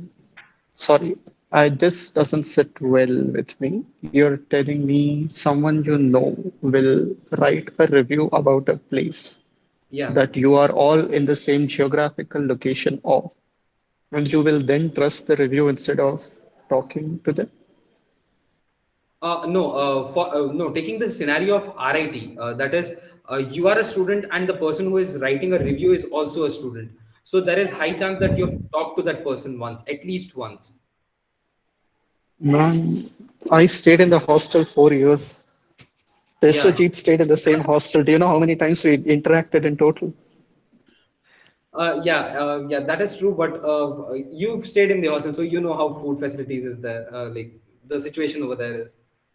Yeah, and The way we survived was by Zomato and Swiggy. Everything Ananya said basically. Price range, geographical location, walking distance. And I did Yeah, this but for there 4 years and then two more. yeah, there are a lot of messes. Even I was doing this in the first year, and then I got to know about a lot of messes nearby. There are a lot of messes which like serve great food, which are homely actually, like home cooked food, and very Okay, affordable. so Like got I it. pay So some can I, 50, 70 rupees for like a whole meal. all right. So can I rephrase what I've understood and you tell me if this makes more sense, right? Yeah, Your app offering or your ideation revolves around places that haven't put up their own Zomato page, basically.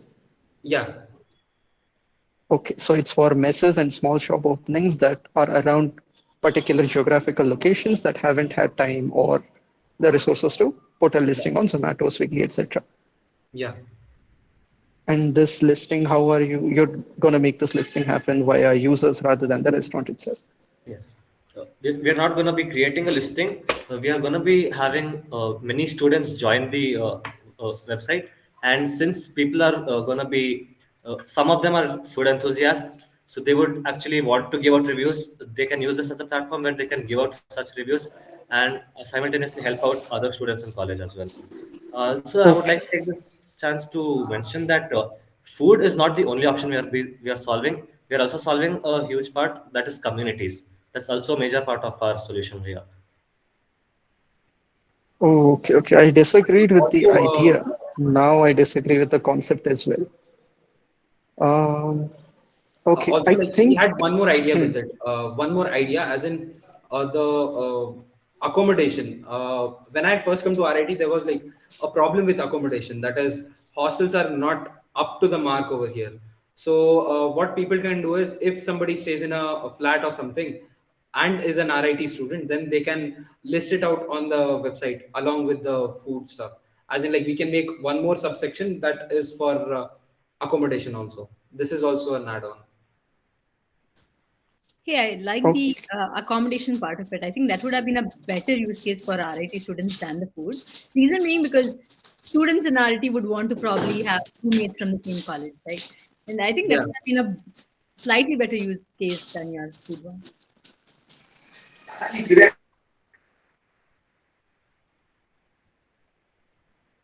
Amir, you're on mute if you're trying to say something. No, no, I wanted to have, I mean, I wanted to add a comment, but this seems like we've covered most of it. No, Just, please, we would hmm, welcome it. sure. My confusion still remains the same way, guys. So, Yeah. comments and reviews part, right? That works great in theory, but okay, so out of all the people that have studied over online, right? I'm in touch with a couple of them who are alumni, my batch, etc. And I've never seen them write any mentionable reviews on any site, right? And all of them are foodies, including myself. Biswajit loves food. Actually, Do you know how many reviews we write? can I answer to the point actually? Yeah. Okay, so basically over here, students are just reviewing putting the reviews to just help other students so that they don't face the same problem which they faced. So they're just helping other students by giving them a review so that they can actually access the place without any difficulty, rather than a new students actually trying to figure out the places nearby which is affordable, the food, good food, etc. Rather than figuring out themselves, they are just providing reviews so that the new students can, I mean, it basically helps out the new students. Like, yeah. All right. Okay, so Ananya and Amir have covered a lot of angles. There's just one angle left that I'd like to cover. So you talked about peer groups, right? When it comes to mental health, gym buddies, board games and everything. That works well. I am new to the college. I don't know where to go. I know these are like people play board games. I don't know kaha, kaise, kitna time and everything. So you go and do that request. If I'm a fresher, I'm gonna use your app for 1 week. By then I'll have the numbers of the people who are going. I'll make friends. I won't come back to use your app. Okay. Now we come to the food recommendations.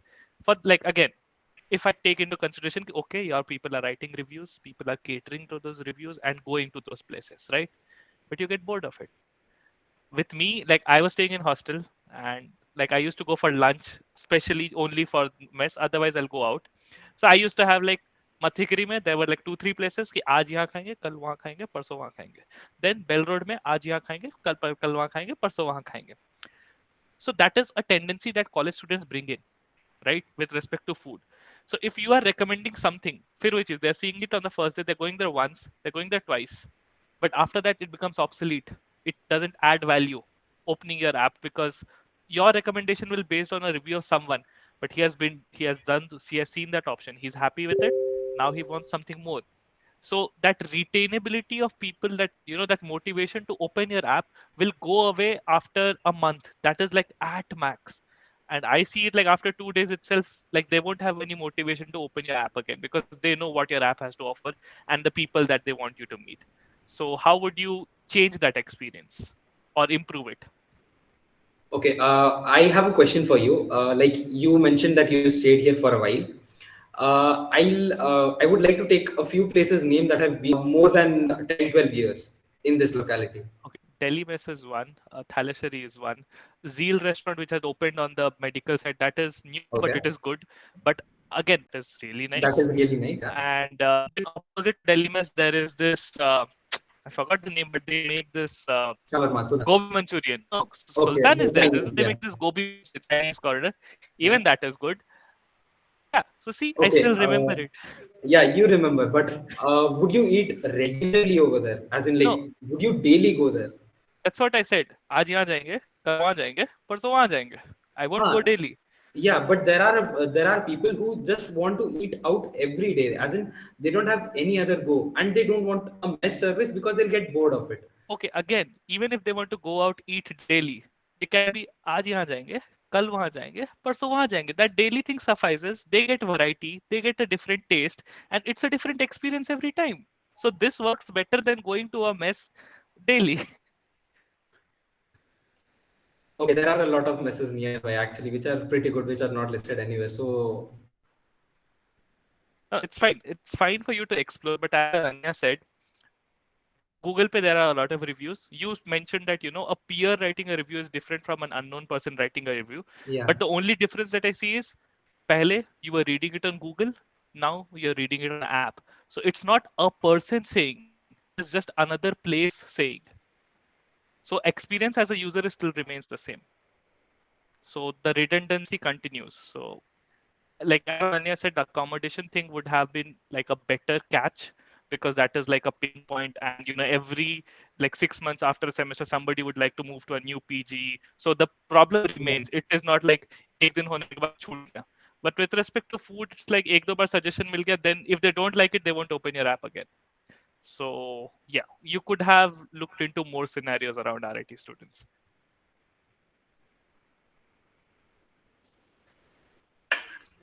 Yeah. Yeah, we'll That's consider it from that. our end. Like, good job. Thank you. Thank you. Thank you. Thank you, team. Team Avalanche, please, you can start presenting. Hacker Packers, please be ready.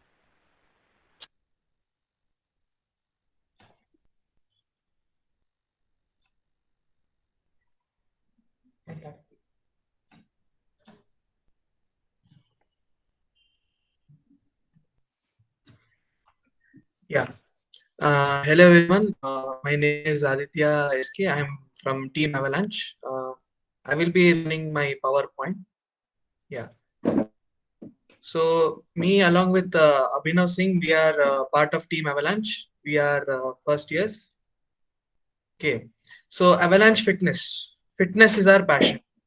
Okay. So basically, according to our stats and studies, we found out that 3 in every 10 men suffer from obesity in the world throughout. And later we found out that 4 in every 10 people suffer from starvation. We didn't like that. So we set out to change it. Okay. So basically we created a service that is Avalanche Fitness. And to make sure that that service gets reached out to everybody, we have implemented that in a website. So in our website, we basically have 2 categories. First is gym. Gym, yeah, just a small note over here. We are presenting this as we all like we are presenting this in the sense that we have already implemented the service. So just bear with that.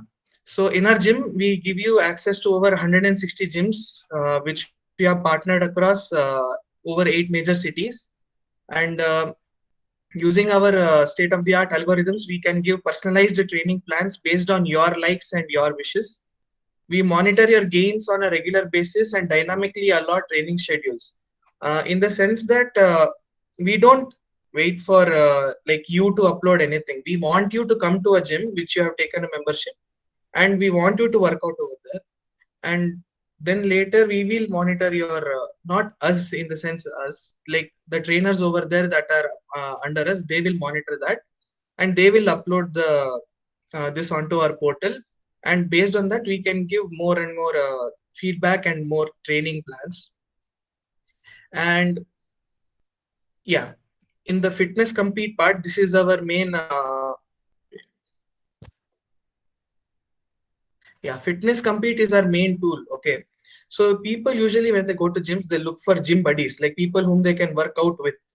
We have created a system where you can work out against people, like it's a competition based. So imagine like there are people in your same weight and height class. So we will match you up with people who are at the same level as you, and we will give you common tasks. And based on like how you complete the task, we will give you rewards. We are not giving any cash rewards or anything, just like something like goodies like whey protein or sports equipment, or maybe a 6-month membership like that. So, and we also have event planning tools so that we can organize many other activities. We have a calendar feature in our app basically, which allows us to do that. In our sports section, we cater to 3 sports currently, that is football, cricket, and badminton. We have some basic features like we can, like if you want to play with your friends, or if you want to have a good match, then we can get you a ground based on the grounds we are partnered with, and we can reserve that ground. And the referees over there, if they are available, they will keep a score and provide analysis of the match. If you want, we have also partnered with Eventor, which is a ticketing platform. We can allow you to generate revenue for the matches. Like if you want to play for a charity, or if you want to gain money back on the things you are doing, then you can check out that.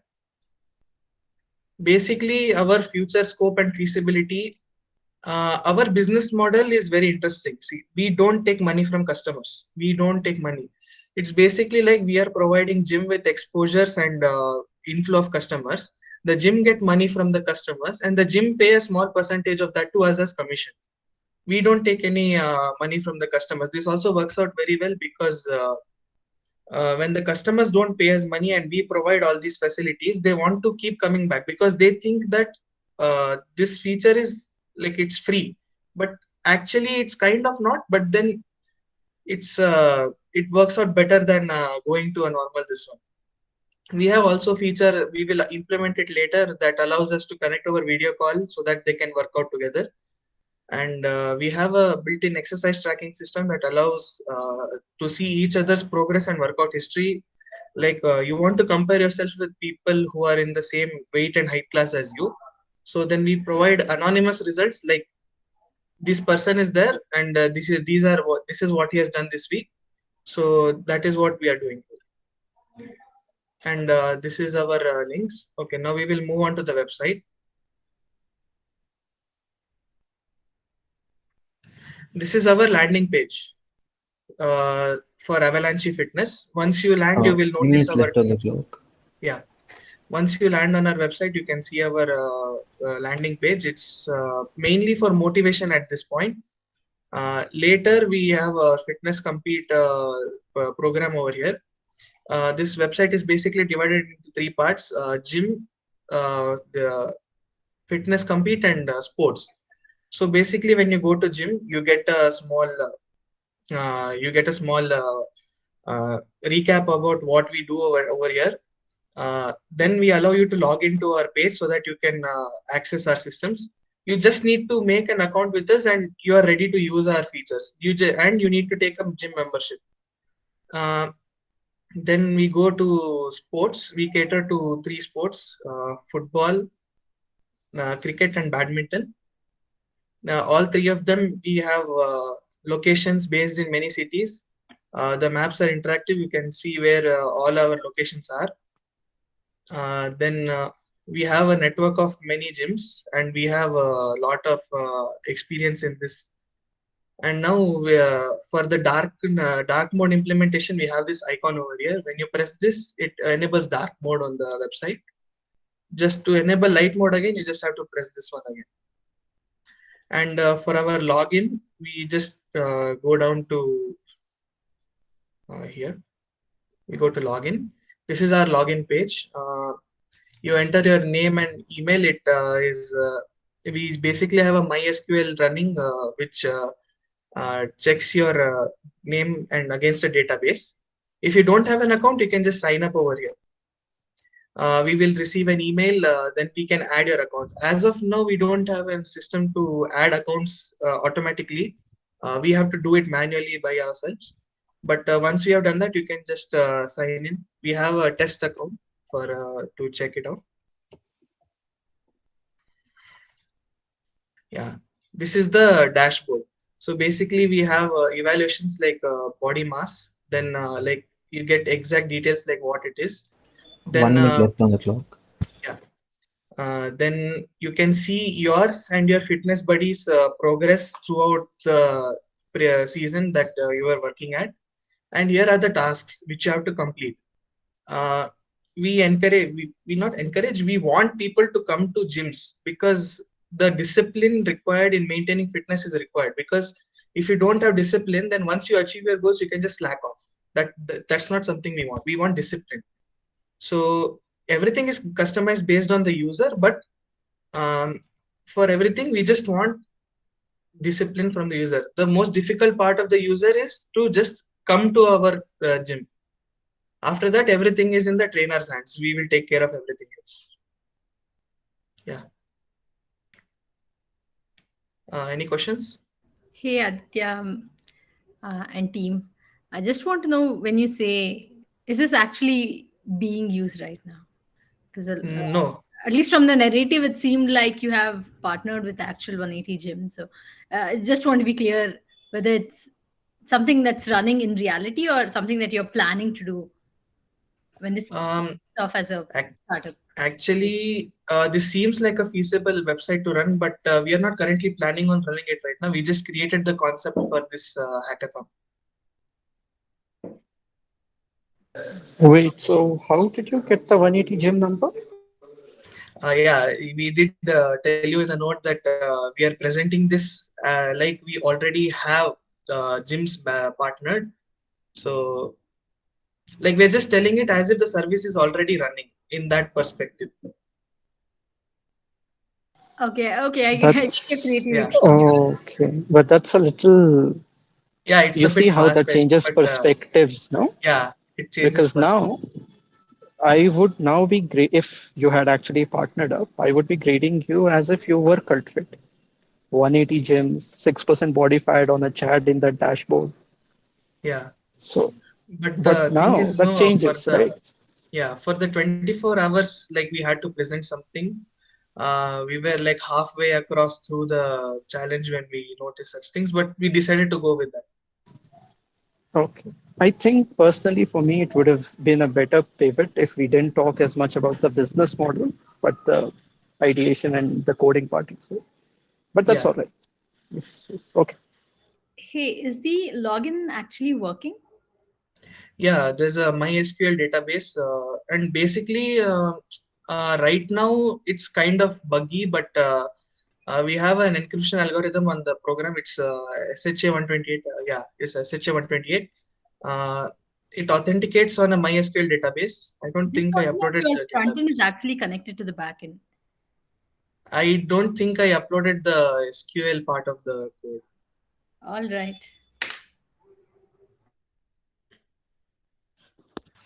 I think we have a clear idea about what you have as a vision for your product.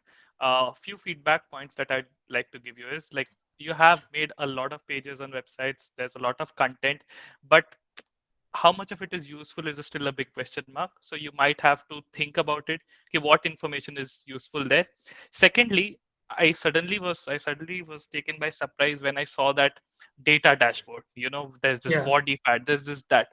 That is too much data for anyone, like any user, to just take in. Yeah, that is actually after you set up the user, no? Like before you set up, there'll be like a page where you get to input your information and all. We weren't able to implement that because it was too long for us to No, do that. So we that's just not included even the no, no. dashboard. That's not even my pain point. What my problem is that you mentioned that the trainers will be entering the data, right? Like after the Yeah, session. That is yeah. okay. But if I, as a user, I open that dashboard, I will be scared as death. Okay. Oh yeah, the Instead, overcluttered. Yeah, it's yeah, overcluttered. it's not about being overcluttered. Again, you're not letting me complete my point. Instead, Yeah.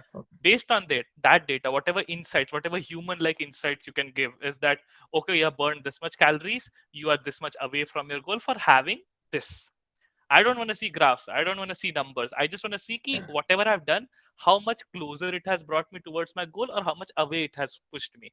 Or if one day I have missed, how much I need to do to overcome that. Those kind of information will be helpful for the user. But if you show me 10, 20 graphs, I suddenly thought that I am, probably an ML engineer with Ananya and Amir in my team. Yeah. Actually, we were going with that topic also, but then we remember there's an app called Healthy Finding that basically does the same thing. So It's we fine. just avoided that topic. Like what we like all together would like to suggest you is regroup, think about it, and look at the user experience at the end point. That what experience are you changing for the user? What is it new that you're bringing to the table, or how you are making their lives easier? Because it's fitness, it's all about comfort, and it's all about the value add it has. CultFit is doing a good job. It's fine to take up some features from there and try to implement on your own, but also have one or two things that you are doing exceptionally well. So yeah. Yeah. So I don't have any questions as such. This is just a feedback. I hope you all the best. Yeah. Thank you.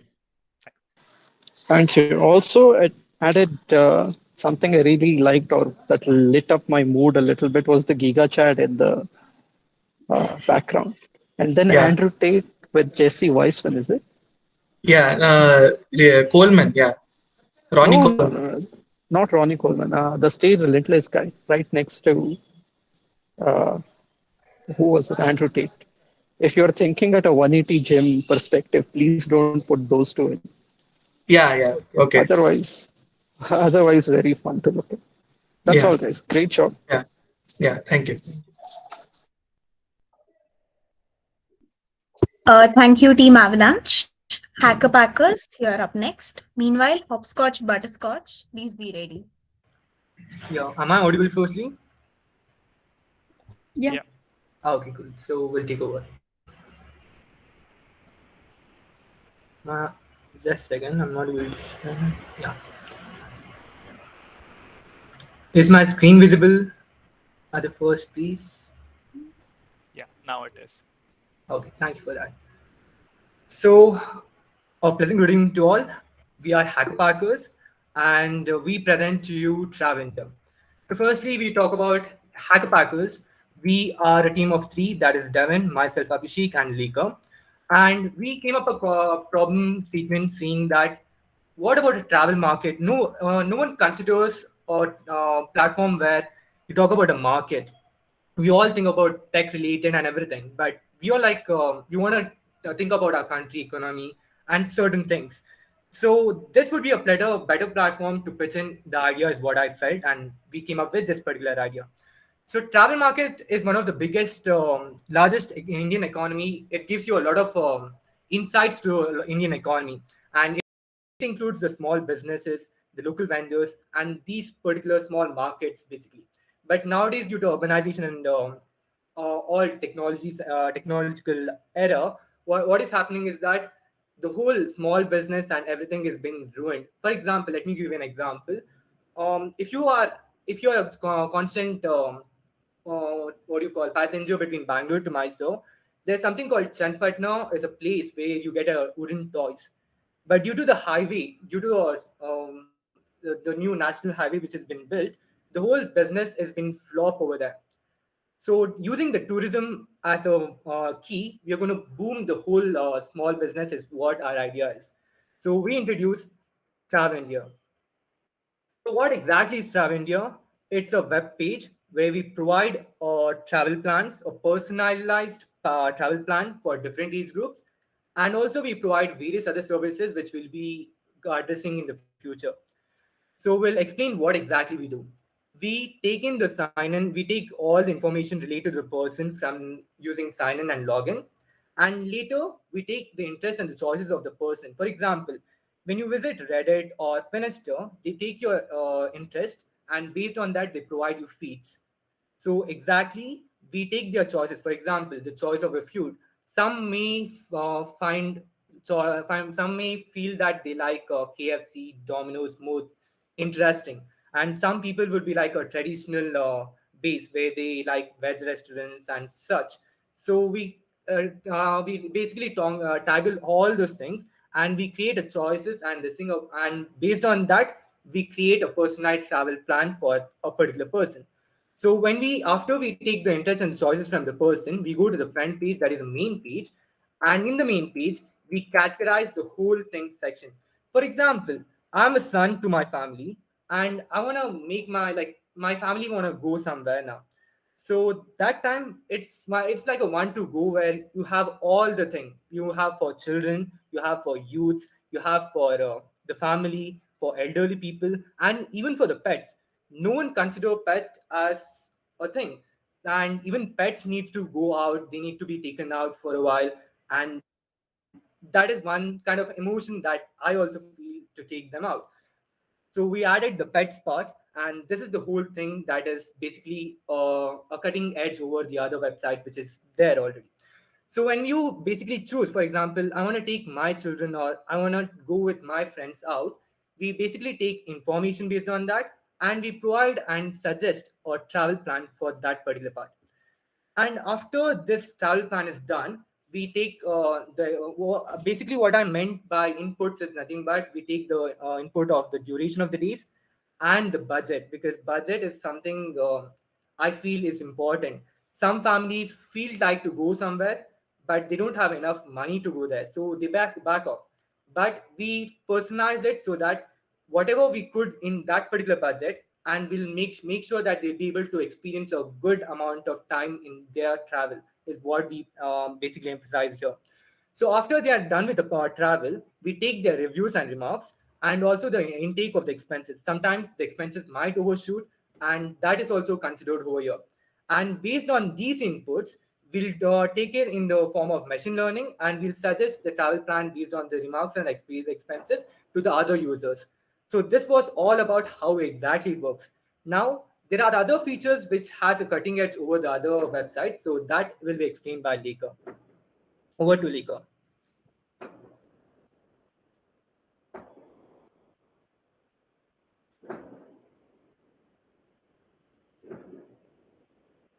Is Leka audible?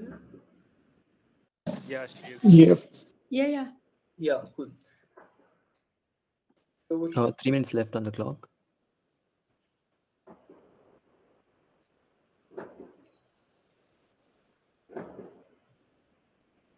Leka? Okay, I guess there's some technical issue, so I'll take over. So what are the things that basically have a cutting edge over other things? We suggest pop-ups. For example, when you're going from Bangalore to Mysore, there are certain places that you need to visit, and that they're basically free. So when we have a free time, what we do is we suggest those pop-ups, and it's up to the user to basically take in or not. And also we encourage the local vendors to bring in contacts for the queries and everything, and basically boom up the whole traditional local tour guides basically. And also we'll have a track of the event and places with time, where are they going and everything, so that sometimes there might be some weather issue or something, so that we suggest not to go that time. And we also have constant 24/7 site support for them.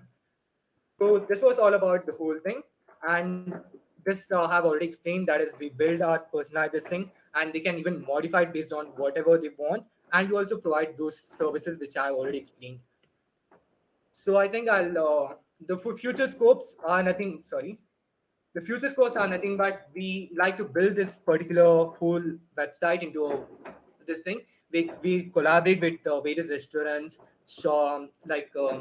maybe other companies and everything, so that we boom the whole thing. And we also like to provide in travel blogs and vlogs, so that it would be more attractive for the user to come into our web page and basically share their experience over there. And also, the main priority is to boom the whole small business, the local vendors, and everyone over there. So I guess I'll try to put in the whole thing, and I asked Devin to share the screen so that we could explain the whole website.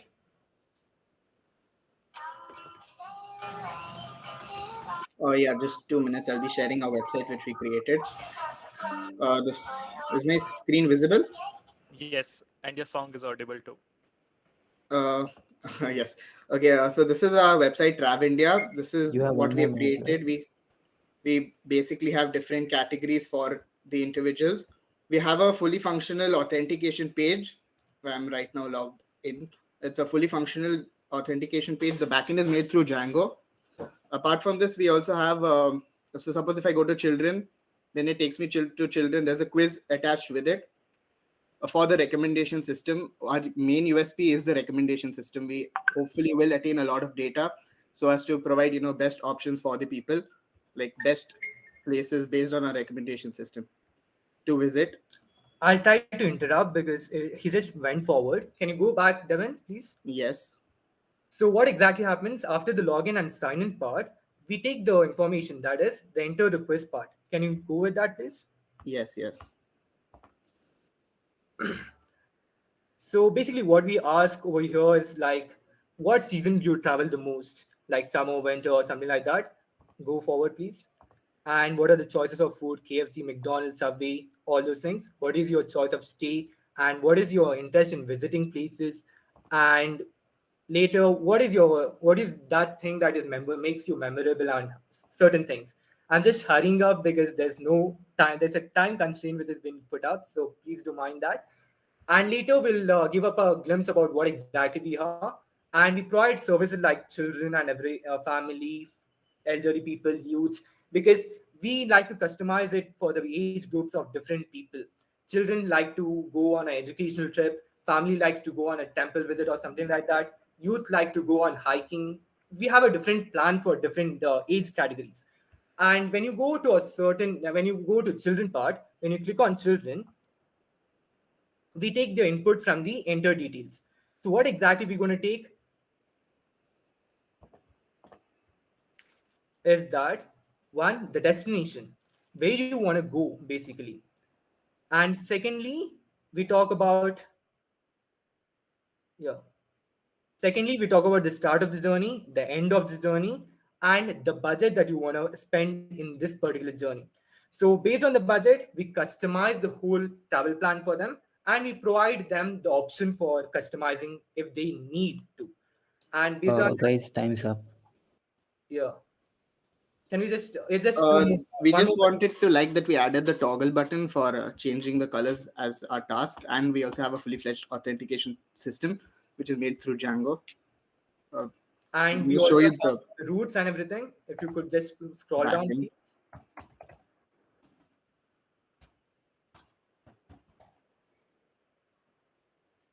These are the. It just saves the users the time of login and password, email.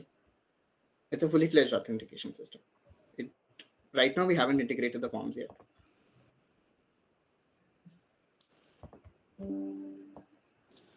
All right. Okay, Yeah. go ahead. Sorry. Please. Sorry, Ananya. So, guys, first of all, I liked a little bit of the UI that you've done. Most UI places or UX they want to offer is around their particular group. And I've seen a couple of travel websites, and they all have a similar sort of thing. It's a fun depiction. That's why the text and you've chosen stuff like that. In some places, I really like that part. Now, coming down to the questions part. Yeah. You said you spent most of your time on your Rexes, right? Pardon? You spent most of your time on your recommendation system, right? Yeah. In a sense, The Lekha, whole you're audible. Lekha, you're audible. All right. All right. Yeah, so basically recommendation is one thing that we won't want to Uh, disappoint our user. Abhishek, sorry to interrupt. Actually, Lekha was answering the question. I think you have a problem in hearing her voice. Okay, sorry. I Yeah. didn't know that. All right. Lekha, would you like to go ahead? Yeah.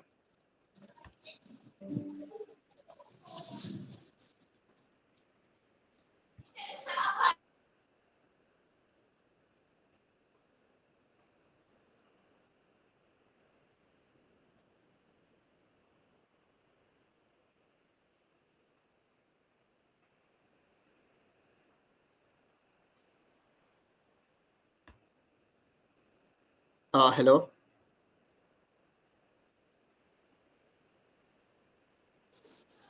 Lekha was speaking. Is she not audible for you guys? She's not audible to me. She's I not think audible she's to not us. audible to our team. Devin I and think you're okay. Kelsey is That's very fine. much That's fine. audible.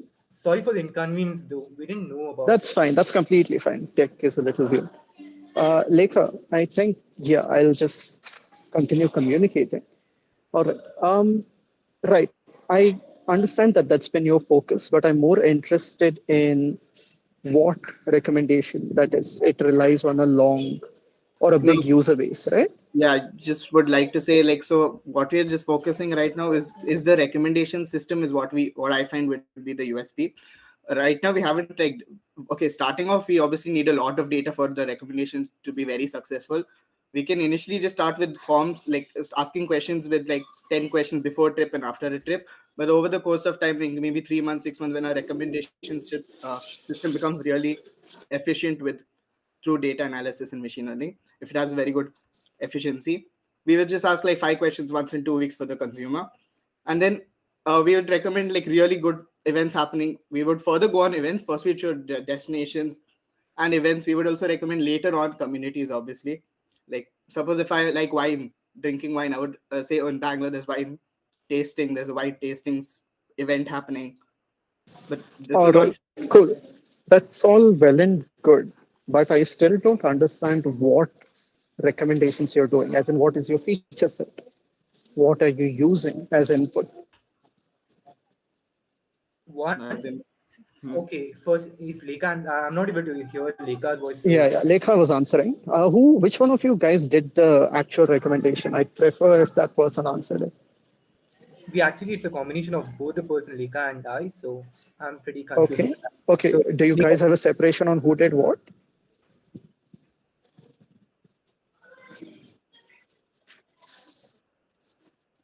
Okay. Okay, that's fine. All right. Sure, sure. Yes.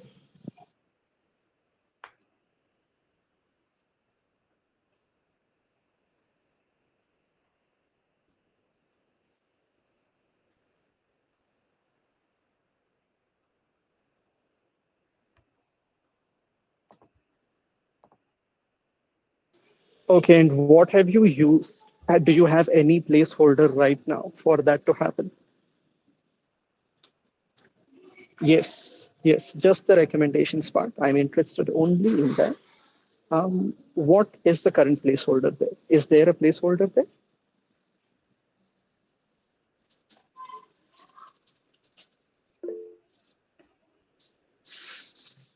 Okay. Sorry, I can't. Is Abhishek speaking? Because I can't hear him. Lekha was. I'll let you know, guys, if one of you Because is unable to answer. Don't worry. really puzzled. That's it. That's fine. But see, this is my sort of understanding curve. I This has fallen off because you said most of your time was spent on your recommendation system. yeah. But there is no implementation or a feature idea of what it is, what you're going to implement, what kind of placeholder makes sense for each stage of your product with their user base, right? Now, generally, how products work, or generally how all of these recommendation systems work is you have placeholders for a small user set. Once you cross that user base, you use a better recommendation algorithm with some A/B testing, stuff like that. Yeah. Then you move on to super huge, large scale systems like the ones Netflix uses. Yeah, right? exactly. Like monkey patching, stuff like that. Yeah. But for your use case, something as simple as a neural matrix factorization, NMF, we call it, right? Yeah. That would have worked. SVD would have worked. But I don't see what the features were, what you spent so much time developing, if that was your major idea, What right? we thought was we're going to take the Yeah, input from the initially, like we don't have reviews from the user who comes to our yeah, website. So what we yeah. thought was we'll take the input from the Google Maps. We have reviews, we Okay, have database in the Google Maps. We'll take the input, okay, and based on that, we'll recommend the user, the customer who comes into play.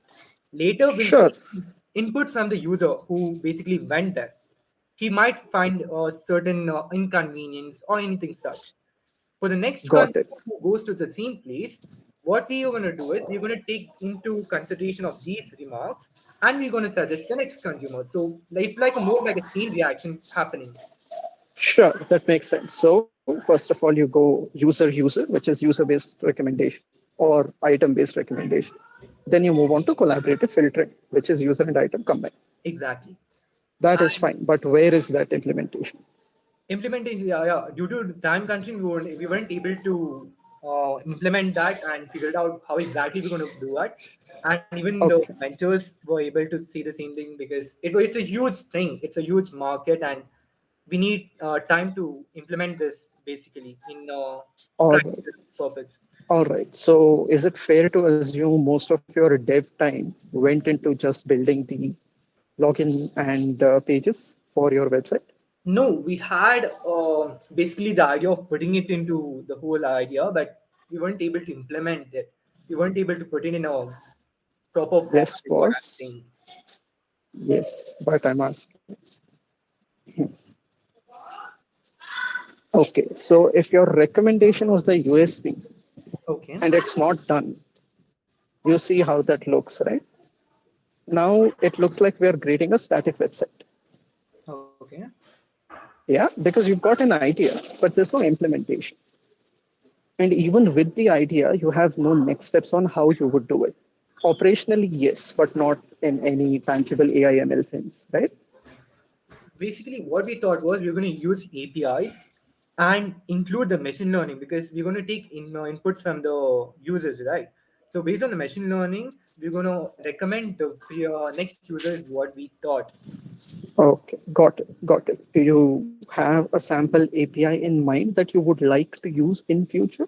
Yeah, but we don't have a specific API that we want to use. We thought that we'll be able to use a particular API in order to build this particular thing, but we weren't able to get that particular track of what specific API we want to use over here. Okay, okay. So let me rephrase the entire thing. Okay. Okay, correct me if I'm wrong. Yeah, Sure. this is for travel recommendations. Your entire USP is recommendations, which are the bread and butter for all your industry, support systems, everything else, the add-ons. Yeah. But most of your time has gone into building the web page and designing and authentication, which are the add-ons. Your main core has been spent time on in terms of ideation, but there are no actionable next steps, including the API part. Just so, spoiler alert, APIs for recommendations don't work directly like that. You'll have to have that entire system on your database and maybe run like a Facebook's AI semantic search, then Yeah. group them, then build a system on top of it. Yeah. So I, okay, all right. I think that's about all I needed to understand. Sure. Go on, Lekha.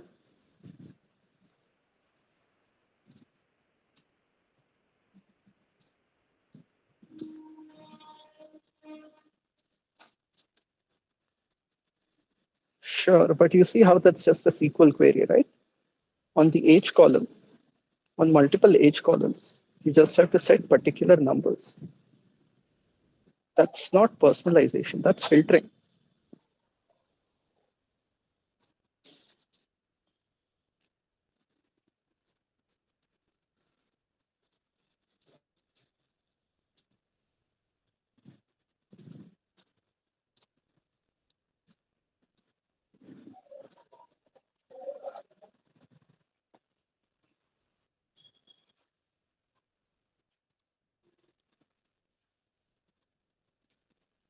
Okay.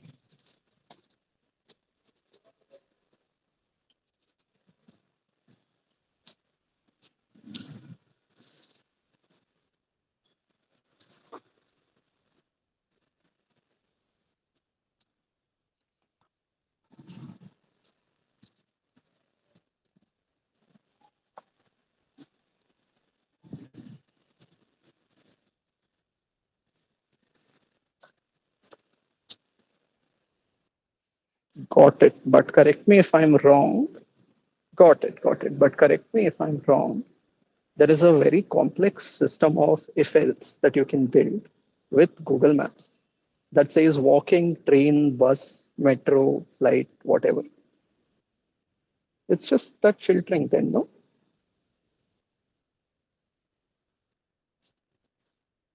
Okay. I mean, I think we're just going a little overboard. That's all the comments I had. Really liked the UI difference part. I would have preferred if recommendations were more in depth, thought of, and implemented. But otherwise, great job, guys.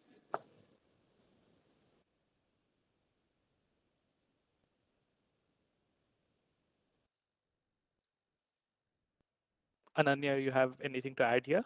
Uh, Everything that I wanted to add, Amir has covered with respect to Rexes. I have one question.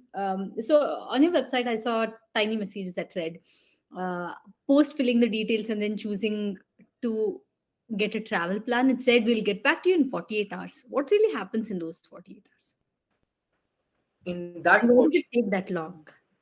okay, am I answering or she that I have no Abhishek, idea I what. can hear you. I can hear you. Okay, so basically in those 48 hours, we're going to take up the reviews. That's what I meant by the machine. We're going to implement the machine learning, the previous history of whoever has gone to that place, and we're going to make the plans for the present user.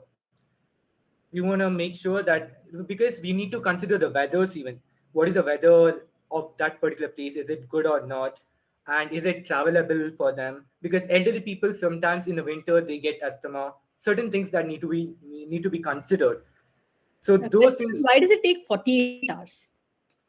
it's just an approximate time which we took it because in 2 days, like no one is gonna take up a trip in next day itself. They're gonna plan it for a week at least. So in that consideration, approximately taking 2 days, we're gonna plan them, and later they can customize it. Is what our idea was. Okay, I'll hear it from Lake. I think Lake has something. Sure, sure, sure.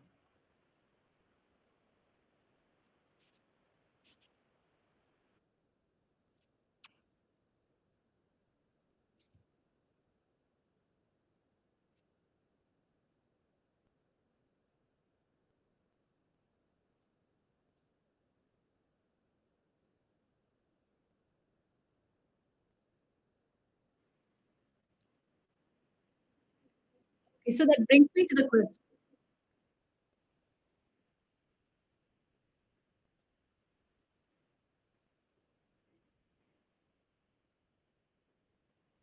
Okay, so that brings me to the question: is this travel plan hand curated by a travel manager? I don't know, some expert at that. Because why would any API call to do this take 48 hours? Be it that is one thing. Second is, why would a customer want to ask for a travel plan today and come back and check it 2 days later? Right, when most things happen in a span of 2 to 3 minutes, right, max, probably to generate all of that in case it's AI driven, or to probably do a lot of matching and say there are a lot of users and you're giving very fine granularity in your matching, then that would probably take a couple of minutes, same as a huge latency. I still think 48 hours is a lot, but 48 hours seems plausible if it's all handmade, right? You actually take that plan, you go to a person and ask them to curate a plan, and then get back and upload it.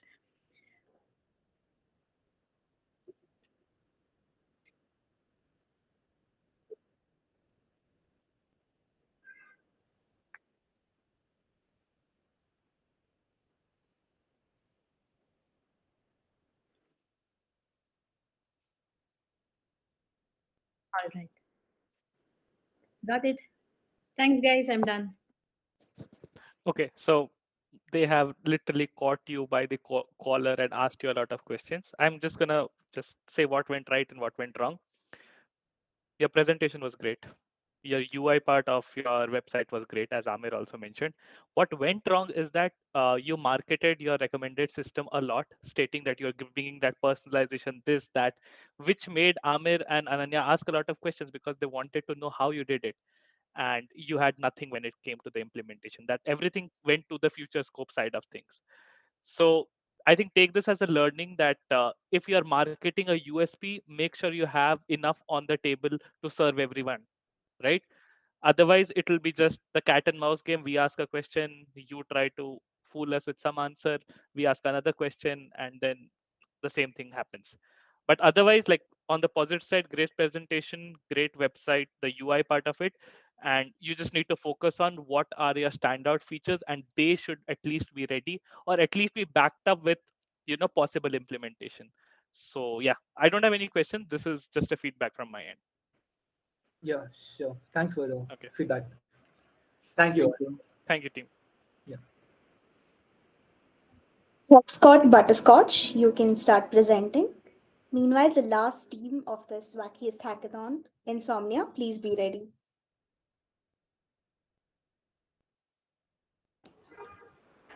Okay, so good evening, everyone. I'm Mihika, and my teammates are Sanvi and Rajeshwari.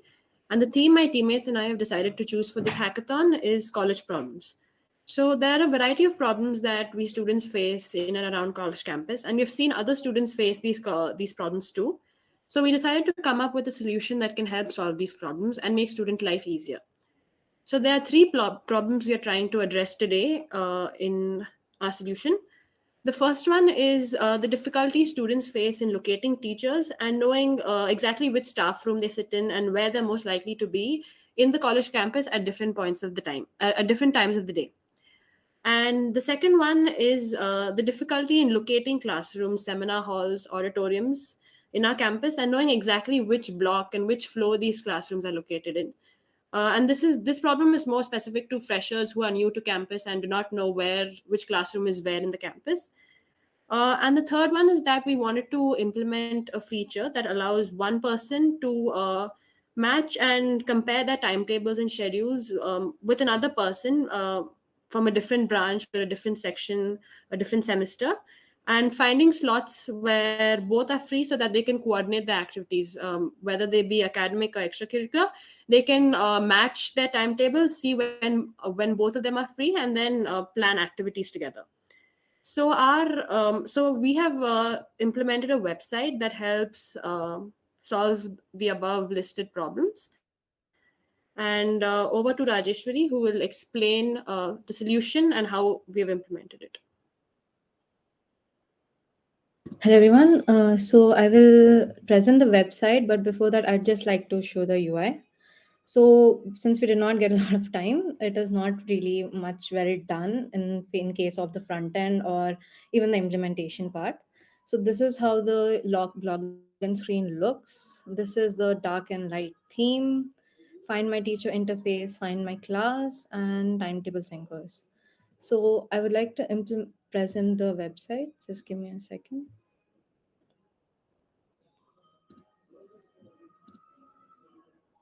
Yeah.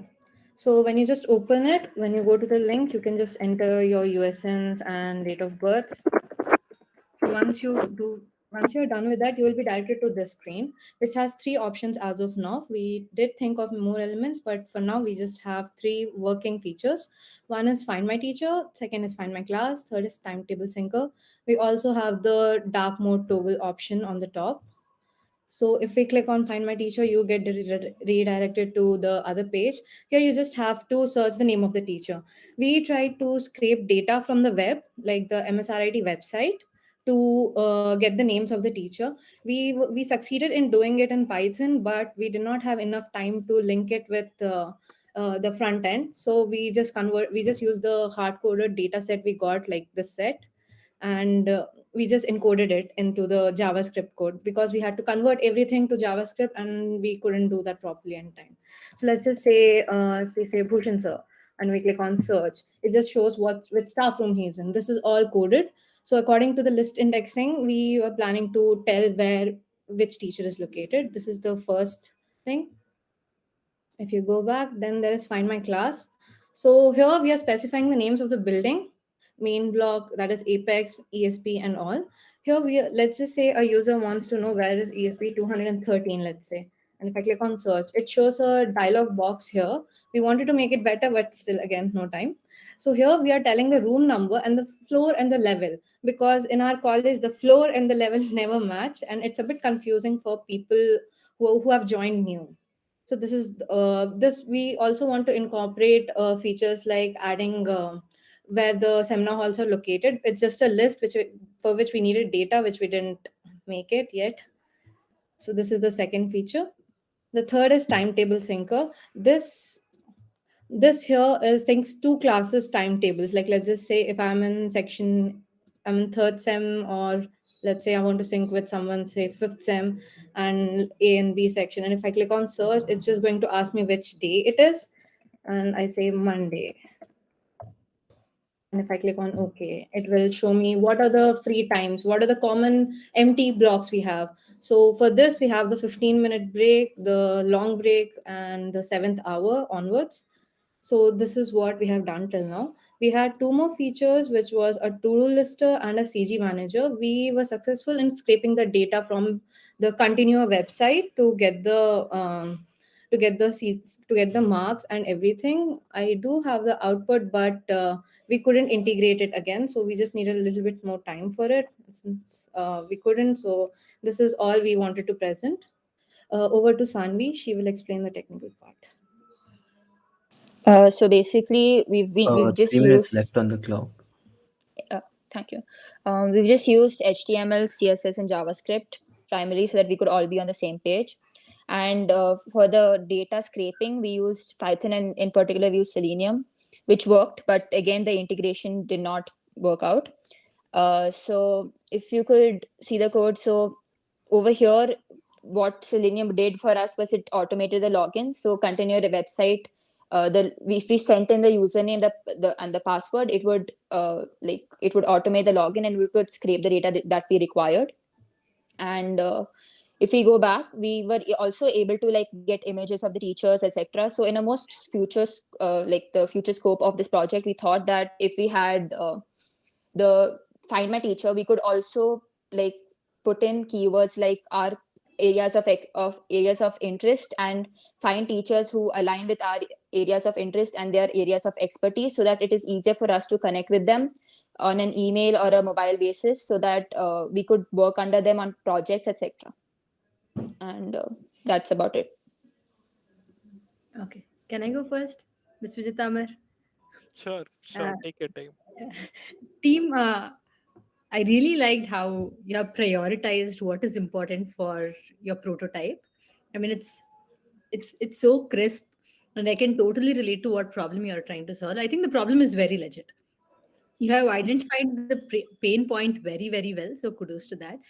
Second is your app is not cluttery, as in there are no unnecessary things happening there, and just you know doing what is absolutely necessary and keeping other things aside. I know there are pop-ups alerts that you have leveraged, which could have been in the form of cards or something else, right? Another div that could have been some log that was showing up all of these.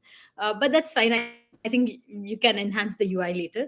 I liked all the three problems, in fact. The timetable syncer, I'll come to that. Uh, Teacher and the classroom finder both are extremely helpful.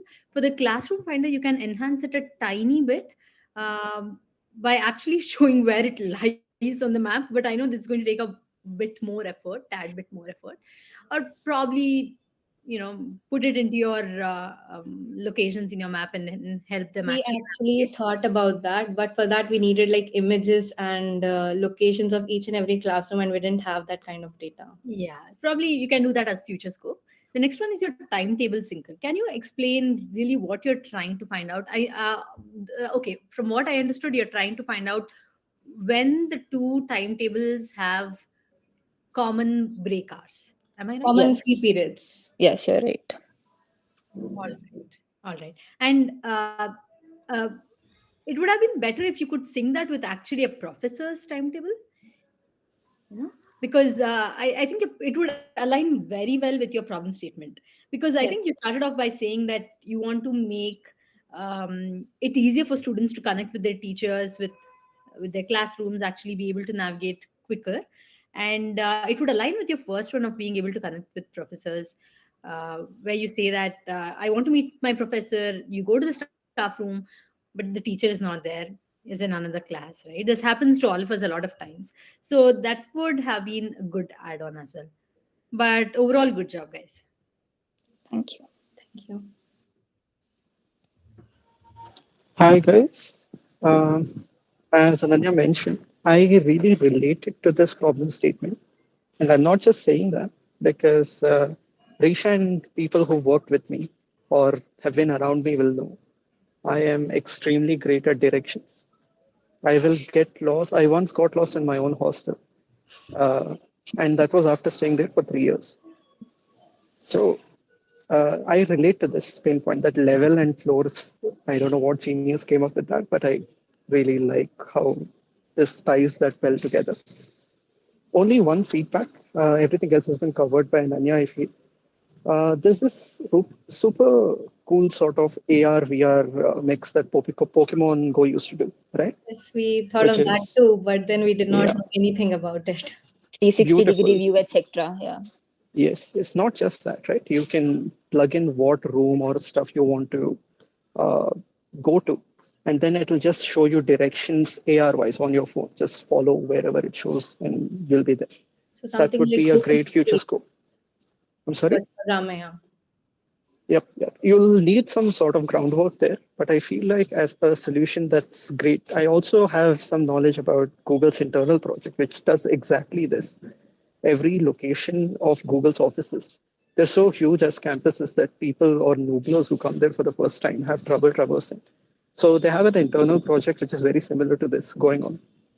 Any chance you guys have inspiration from the same? Or is this like two different ideas, same time sort of thing? Till now, we did We not even know about that. Oh, that's even better. yeah. Beautiful, beautiful job. Very minimalist, very clear, concise. I really like every aspect of this. Good job, guys. Overall, good. Thank you. Again, like I agree with Amir and Ananya on whatever questions they asked and their feedback. One small feature addition that I wanted to inquire is that when you talked about, find my teacher, you talked about, which staff room they are from. Can you also sync it with their calendar based on, if they're in this classroom taking a class or whatever? Because that would again do evaluate, because now they're in this staff room, you go there, they might have a class. As Ananya mentioned, timetable sync with the professor is the best use case of enabling that teacher-student communication. Uh, Rest everything is fine. Like you only explained the problem, you only gave solution to that problem. So it's like you only made the full circle. There's no points that we can pull out on. So good job that way. Like for this hackathon, I would say that is really good job. That's a very smart play that you guys have done. So happy with your presentation, happy with your work. Thank you. Thank you.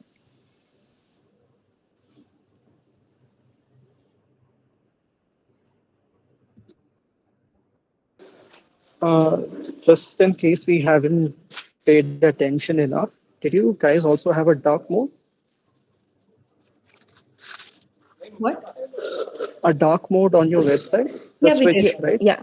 Yeah, there was a toggle And switch. right, and if I remember Django for your login thing, was that validating anything? Sign-ins?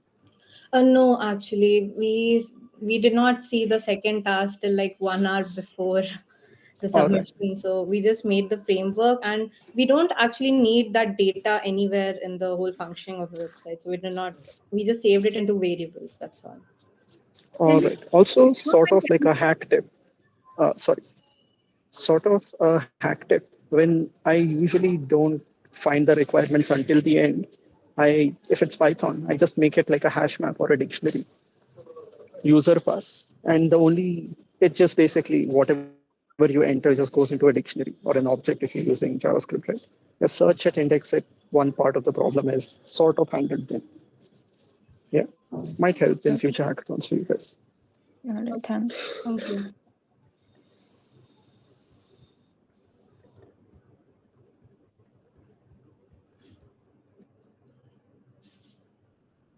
We now have Team Insomnia, who's the last team of wHACKiest 23. All the best, guys.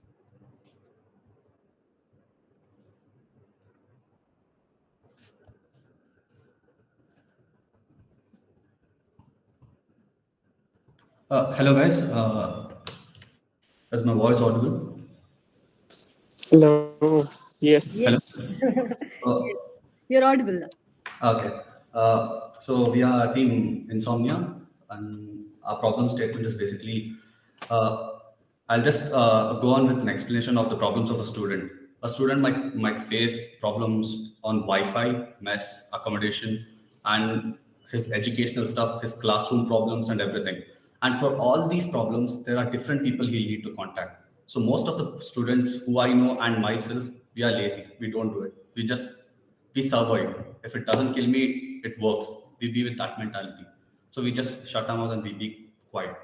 So what we are doing here on this website is we take all the problems and we are trying to find one solution to that. So like we take in the inputs of a student and we send it into a forum and we display it for the public to see. All the students can see the forum. And we do one more thing here. Once the student enters his problem and it is sent to the required person. We send it to the required person. Like there's a problem on mess, we send it to the mess person. And once he's solved the problem, he can send an acknowledgement that he has solved it. And from the user side also, the student can say that this problem has actually been solved. And in the form, it will be updated. This problem has been solved. And we have one more feature, lost and found. Basically, students end up losing a lot of items in college. And this feature helps them to find the lost item. So I'll just go forward explaining each and every aspect. So a general overview is we noticed that there's no centralized platform for students to complain. So and to find the lost and found items, and so we'll be doing that. This is our basic flow of the page. So we enter the departments, and there are departments. Once they enter through the departments, they can keep on like entering the problems, and they just submit it. It will be stored in a database, and it will be displayed in 2 pages: one for the user, one for the admin. The admin side will be basically the respective teachers or the respective department people, the main heads, who will be solving the problem. Okay, I'll shift to the web page. This is our web page. We have a light mode and dark mode for the functional one, and this is the FAQs. Once we go to the file, first it will take us to the authentication. We have implemented Firebase here that my teammate will be explaining, Shravan.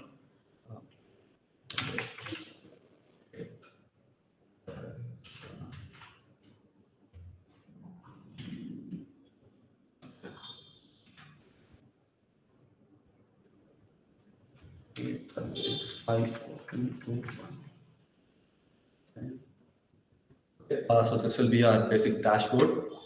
Whatever problems we have, we'll be able to submit it here.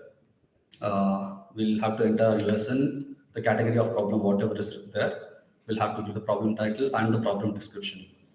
And sometimes it happens so that you would have complained about a problem and you'd be like, it's in progress, or you just want to update that this problem had been resolved by, you just want to acknowledge that a problem had been there and it is resolved. So you have 3 options here. Once you put this option, you will not be able to edit it. So you'll send it and it will get updated in the database. I'll just show you an example. My USN is 065. I'll select the category of classroom.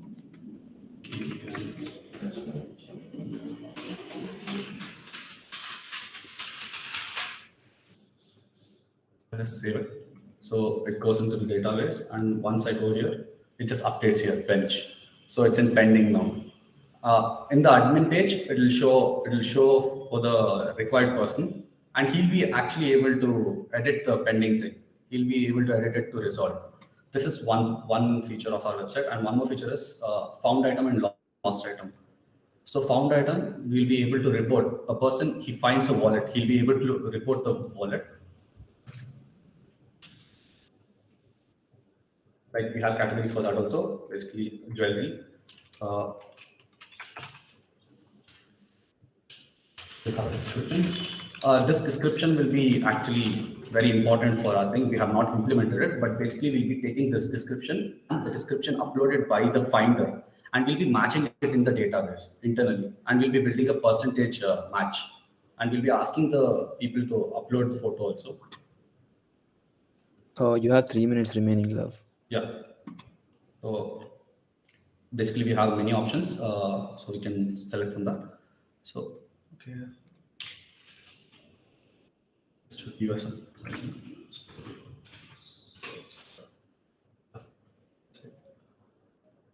So it will be sent to the database. And same thing, lost item. If you would have lost an item, you can actually create a request here, and you can send it to the database. It will be sent in the database. We'll actually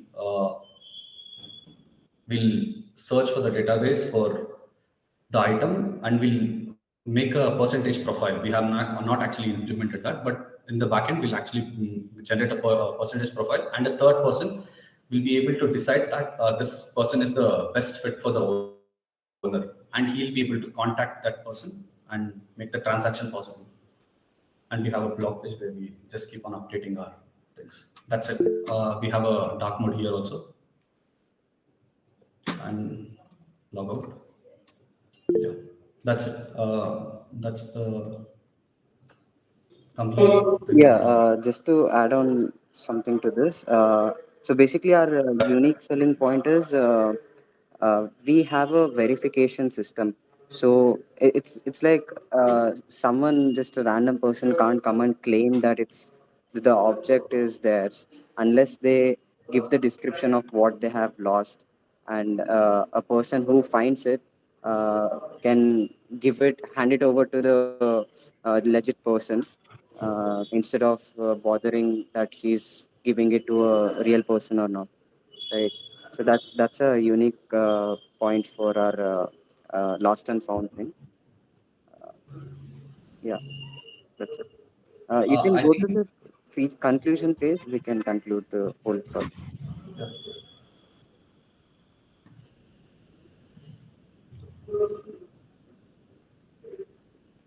Conclusion.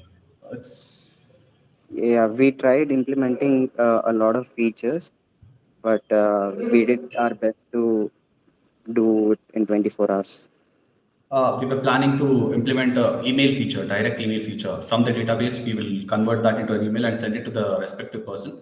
We were planning on doing that, but due to time constraints, we were not able to do that. And one more thing was the lost and found. I told you, right, we would create a percentage profile on the match of the description. The person who finds an object will upload it to the database, but the finder, he'll actually be like, I lost an item, so I just need to upload the description of my item that I lost. He'll just upload it. No one will know that the founder has found it. The finder will, the person who is finding the object will upload it without knowing that it's already been uploaded in the database. So it will be matched over there. A percentage profile will be generated, and if the percentage profile has cut the qualifying percentage profile, it will be given to the finder. So we were not able to implement those two features because of time constraints. That's okay. That's totally fine. Am I audible? Yeah, I'm audible. Yeah. Okay. My first interest area would be understanding the categories that you have decided. Can you just show me the list of categories? Yes, I'll just show you.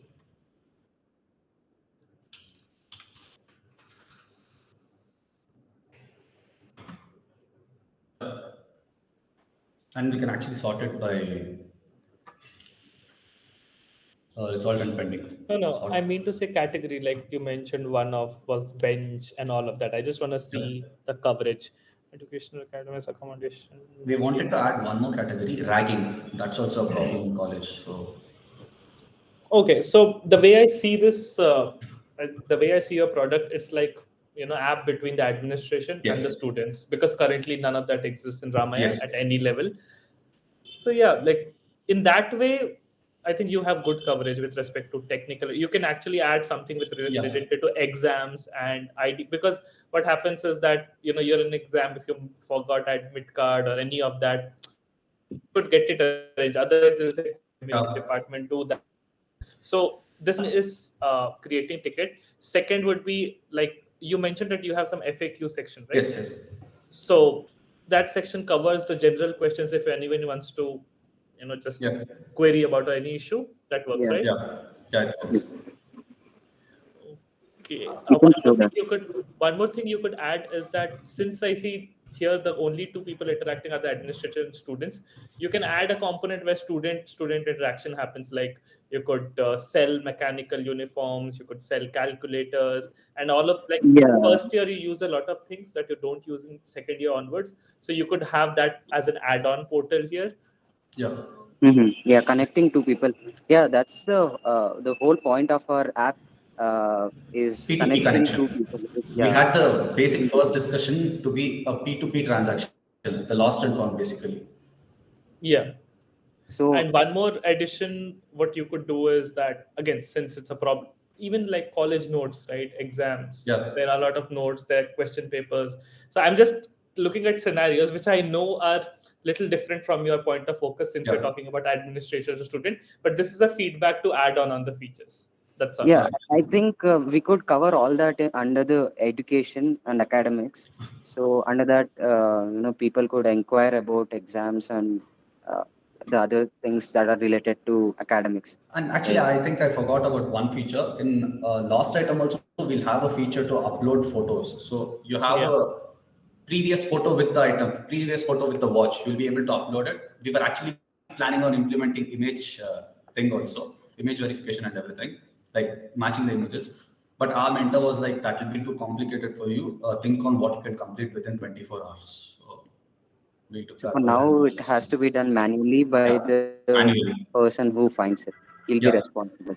But later on, we might give some kind of rewards for the person who is reporting, because obviously he doesn't do it for free, right? How would we encourage people to come to the platform and report it, right? So if a person who lost an item is willing to give some amount as a reward for the person who's giving it back to him, that would help. So we can't have a physical conversation regarding this, but the platform can openly talk about this part. Yeah, and we were actually, if from a business point of view, if we want to sell this thing, we could give it on a subscription basis to the colleges, different colleges. And one more thing is, if we are not doing that, if it's an independent app, we can actually, for the request, lost request, the person sends, he can actually pay for that. Like one request this much, two requests this much, like that. That can be done like that. And the database for this, it will be generated by the college only. USNs and passwords will be given to the students, and they'll have to log in through that, and they'll have to do things. So people can't spam over here also, because it will be a legitimate, it will be a place where they can get actually caught and punished for doing some stuff that's not okay. It's okay. I know you have good coverage. Okay, Ananya, do you want to take? Yeah. Just want to try. I was going through your Git repo, by the way. Just want to try and understand how development process was for your team, and how you guys actually collaborated and all. The collaboration thing started with this whimsical website. So we just started off with drawing out the basic layout of our website. We discussed for 3 hours on the ideas. We had 2 to 3, I think 4 ideas we had. We narrowed it down to 2 ideas, and those two ideas were like lost and found, and what do they say that? The problem complaint report thing. So then we combined both the question. We actually talked with the mentor also. We said we have 2 problems. He was like, try to combine them. So we ended up combining it. And most of the backend part was done by Shravan, and the front end part was done by another teammate, Asta. She's also in the meet, I guess. Asta, hello. Hello. I have one follow-up question. You mentioned about admin portal. Is it implemented yet? I'll just admin portal is there. I'll just log out. Go with admin credential. Yeah. Can you tell me the credential? Admin dot admin. admin@admin.com. Ah, this right? Yeah. Password is 123456. 1, 2, 3, 4, 5, 6. Okay, so So problems here, it will be shown like this, and once you go to the problem, you will be able to edit it and mark it as resolved. So once you mark it as resolved, the notification from here should go to the student, and he'll be able to actually acknowledge it. That notification part will have to. also show the found items. Yeah, yeah. Here, only the admin will be able to see this. The user can't see it actually, because if the user is able to see this, like he'll just create a request and he'll just keep on getting infinite money clicks. That is, I don't know. Yeah, that Okay, was this the is admin fine. part. Guys, I had a question. I think you guys were answering. It was about come to the development part of it. I think the idea storming. I understand you spent 3 hours there. Yeah. Let's move on. I'll explain. Contributions were made. So I created the GitHub account. I have the basic knowledge about Git commit push and all. I taught these two people to about how to collaborate and go through it. So what we did is so Tailwind has we used Next.js for the landing page and React.js for the dashboard page. Firebase as a backend. So I I uh, I asked them to make the front end for all of it, and then I started working on the backend part, creating the APIs and linking it to the front end part. And yeah, that's how we collaborated, and we regularly Push had a it. conversation on who to push, and then again pull it back, then made changes. All that. Is that answered your question? All right, I'll take your word. You can see the comments. You can see the comments. Right? Yeah. Yeah. Uh, all right. All right. I have a couple questions. First about the idea part and just understanding how it will come together. The next one is more about your code, right? Now, the first one is the idea part. You said that this is more like a lost and found, which is very clear cut, which is nice. What are there any measures for someone to not claim an item as theirs? Uh, yeah, see, so basically, when a person finds an item, first thing is he can actually keep it if his intentions are bad. If he's coming to this app, his intentions are to give the item, right? So once he comes to this app and he uploads the thing, so his intentions are to give. So no other person Okay. is able to view what is uploaded here. So no other person will know that this item is lost. Now the finder comes, or like the person who has lost it comes. He'll be like Yeah. in the expectation that he needs to find something, and this website is here. It's the official website of Ramaya or something. So he just goes, he enters in credentials, he's like description of the item and everything. For now, it's like a third party person will come and verify. We'll just match the database and we'll just give it to them. So he'll just match it, he'll check it, and he'll give it. So there's no what do they say? False claim here, basically. Okay, because everyone is a human actor, basically. That's your fallback. All right, cool. That's one. Second, I have is you have some future scope work cut out for you, right? Yeah. So if you had to prioritize maybe say 3 features in your future scope in terms of importance, how would you do it? What would be the top 3 future scopes for you? Shravan is trying to raise his hand. Shravan? Sure. Yeah. So the top 3 priorities for this website will be on focusing more on verification. That's our unique point, right? To verify the lost item is reaching the owner, uh, like as in legit. So that we have to focus more on removing an admin part, as in there need not to be a third person here. It can only be between a person to person, and in the backend, let the comparison takes place and tells the person, okay, yeah, this is the owner and he's claiming it, right? and then we release the credential of the person so that they don't contact beforehand and do something. That's the first priority, verification thing. And the second thing would be that email template. That was a decent feature that we could have considered implementing it right after we were done. Got Email it. template. Got it. So they're all focused around the USB of lost and found, basically. Yeah. Yeah. All right. All right. Who's sharing? Love is sharing the screen. Yeah, right? I'm sharing the screen. So remember, I said I had two parts. One was about the ideation itself. The second one more about the code. Yeah. Yeah. Can you just go to your repo?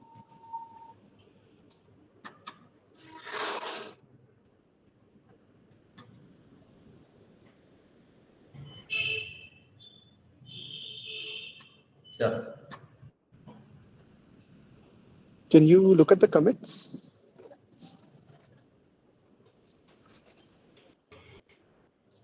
Shravan? In the code part, go to the code section. Near the tick mark. Yeah. Yeah. New to GitHub. No. Just go back. I'll tell you which one to check. Just go back again. There's that arrow, that circular arrow that says 11 commits. Yeah. Go back. Can you go to the previous screen?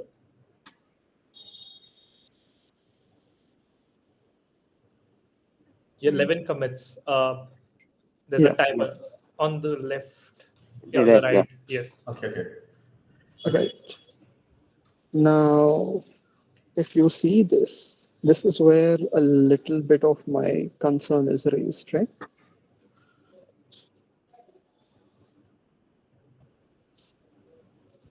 Most of it is done. So you guys separated out front end and back end.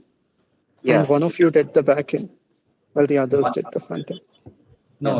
Shravan did the back end. Most of the front end was done by Asta. I helped out a little, and I did most of the planning and documentation stuff. Okay. I helped them very little on the front end also. Okay.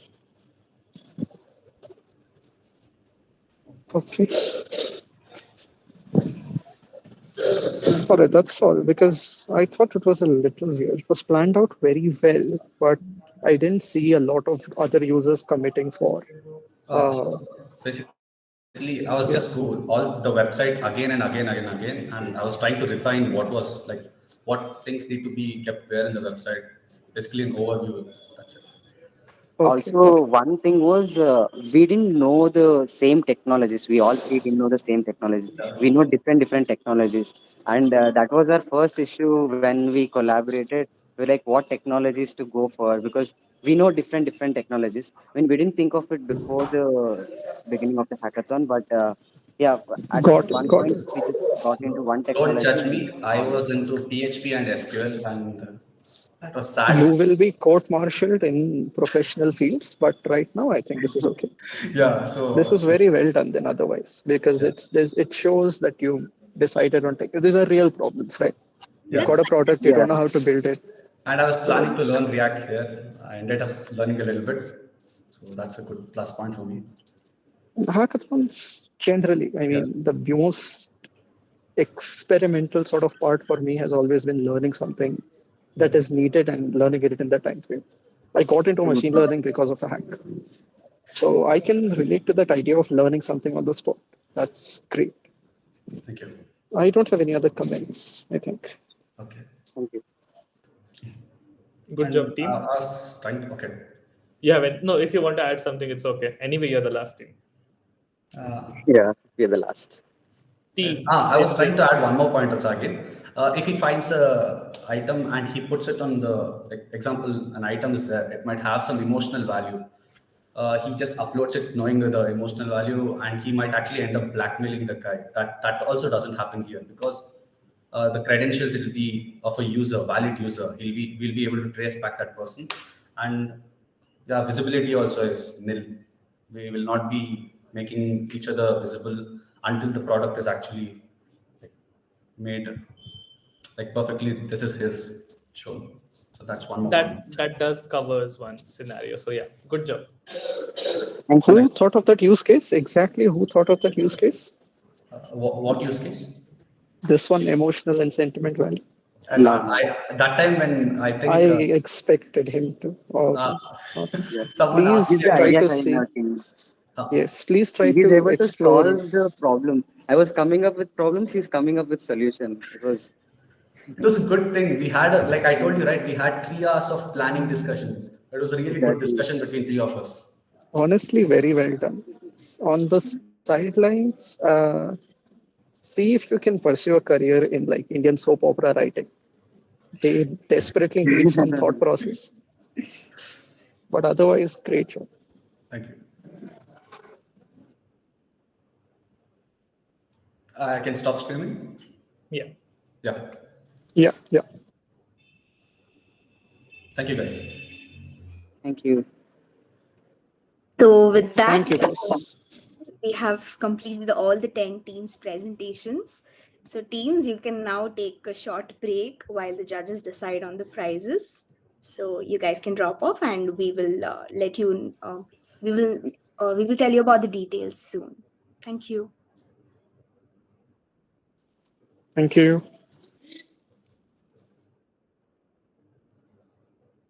Okay, Risha, ensure you kick out every participant from this right now. Yes. Because in between I saw Avenger left, and I was like, "Bhai, ye Meanwhile,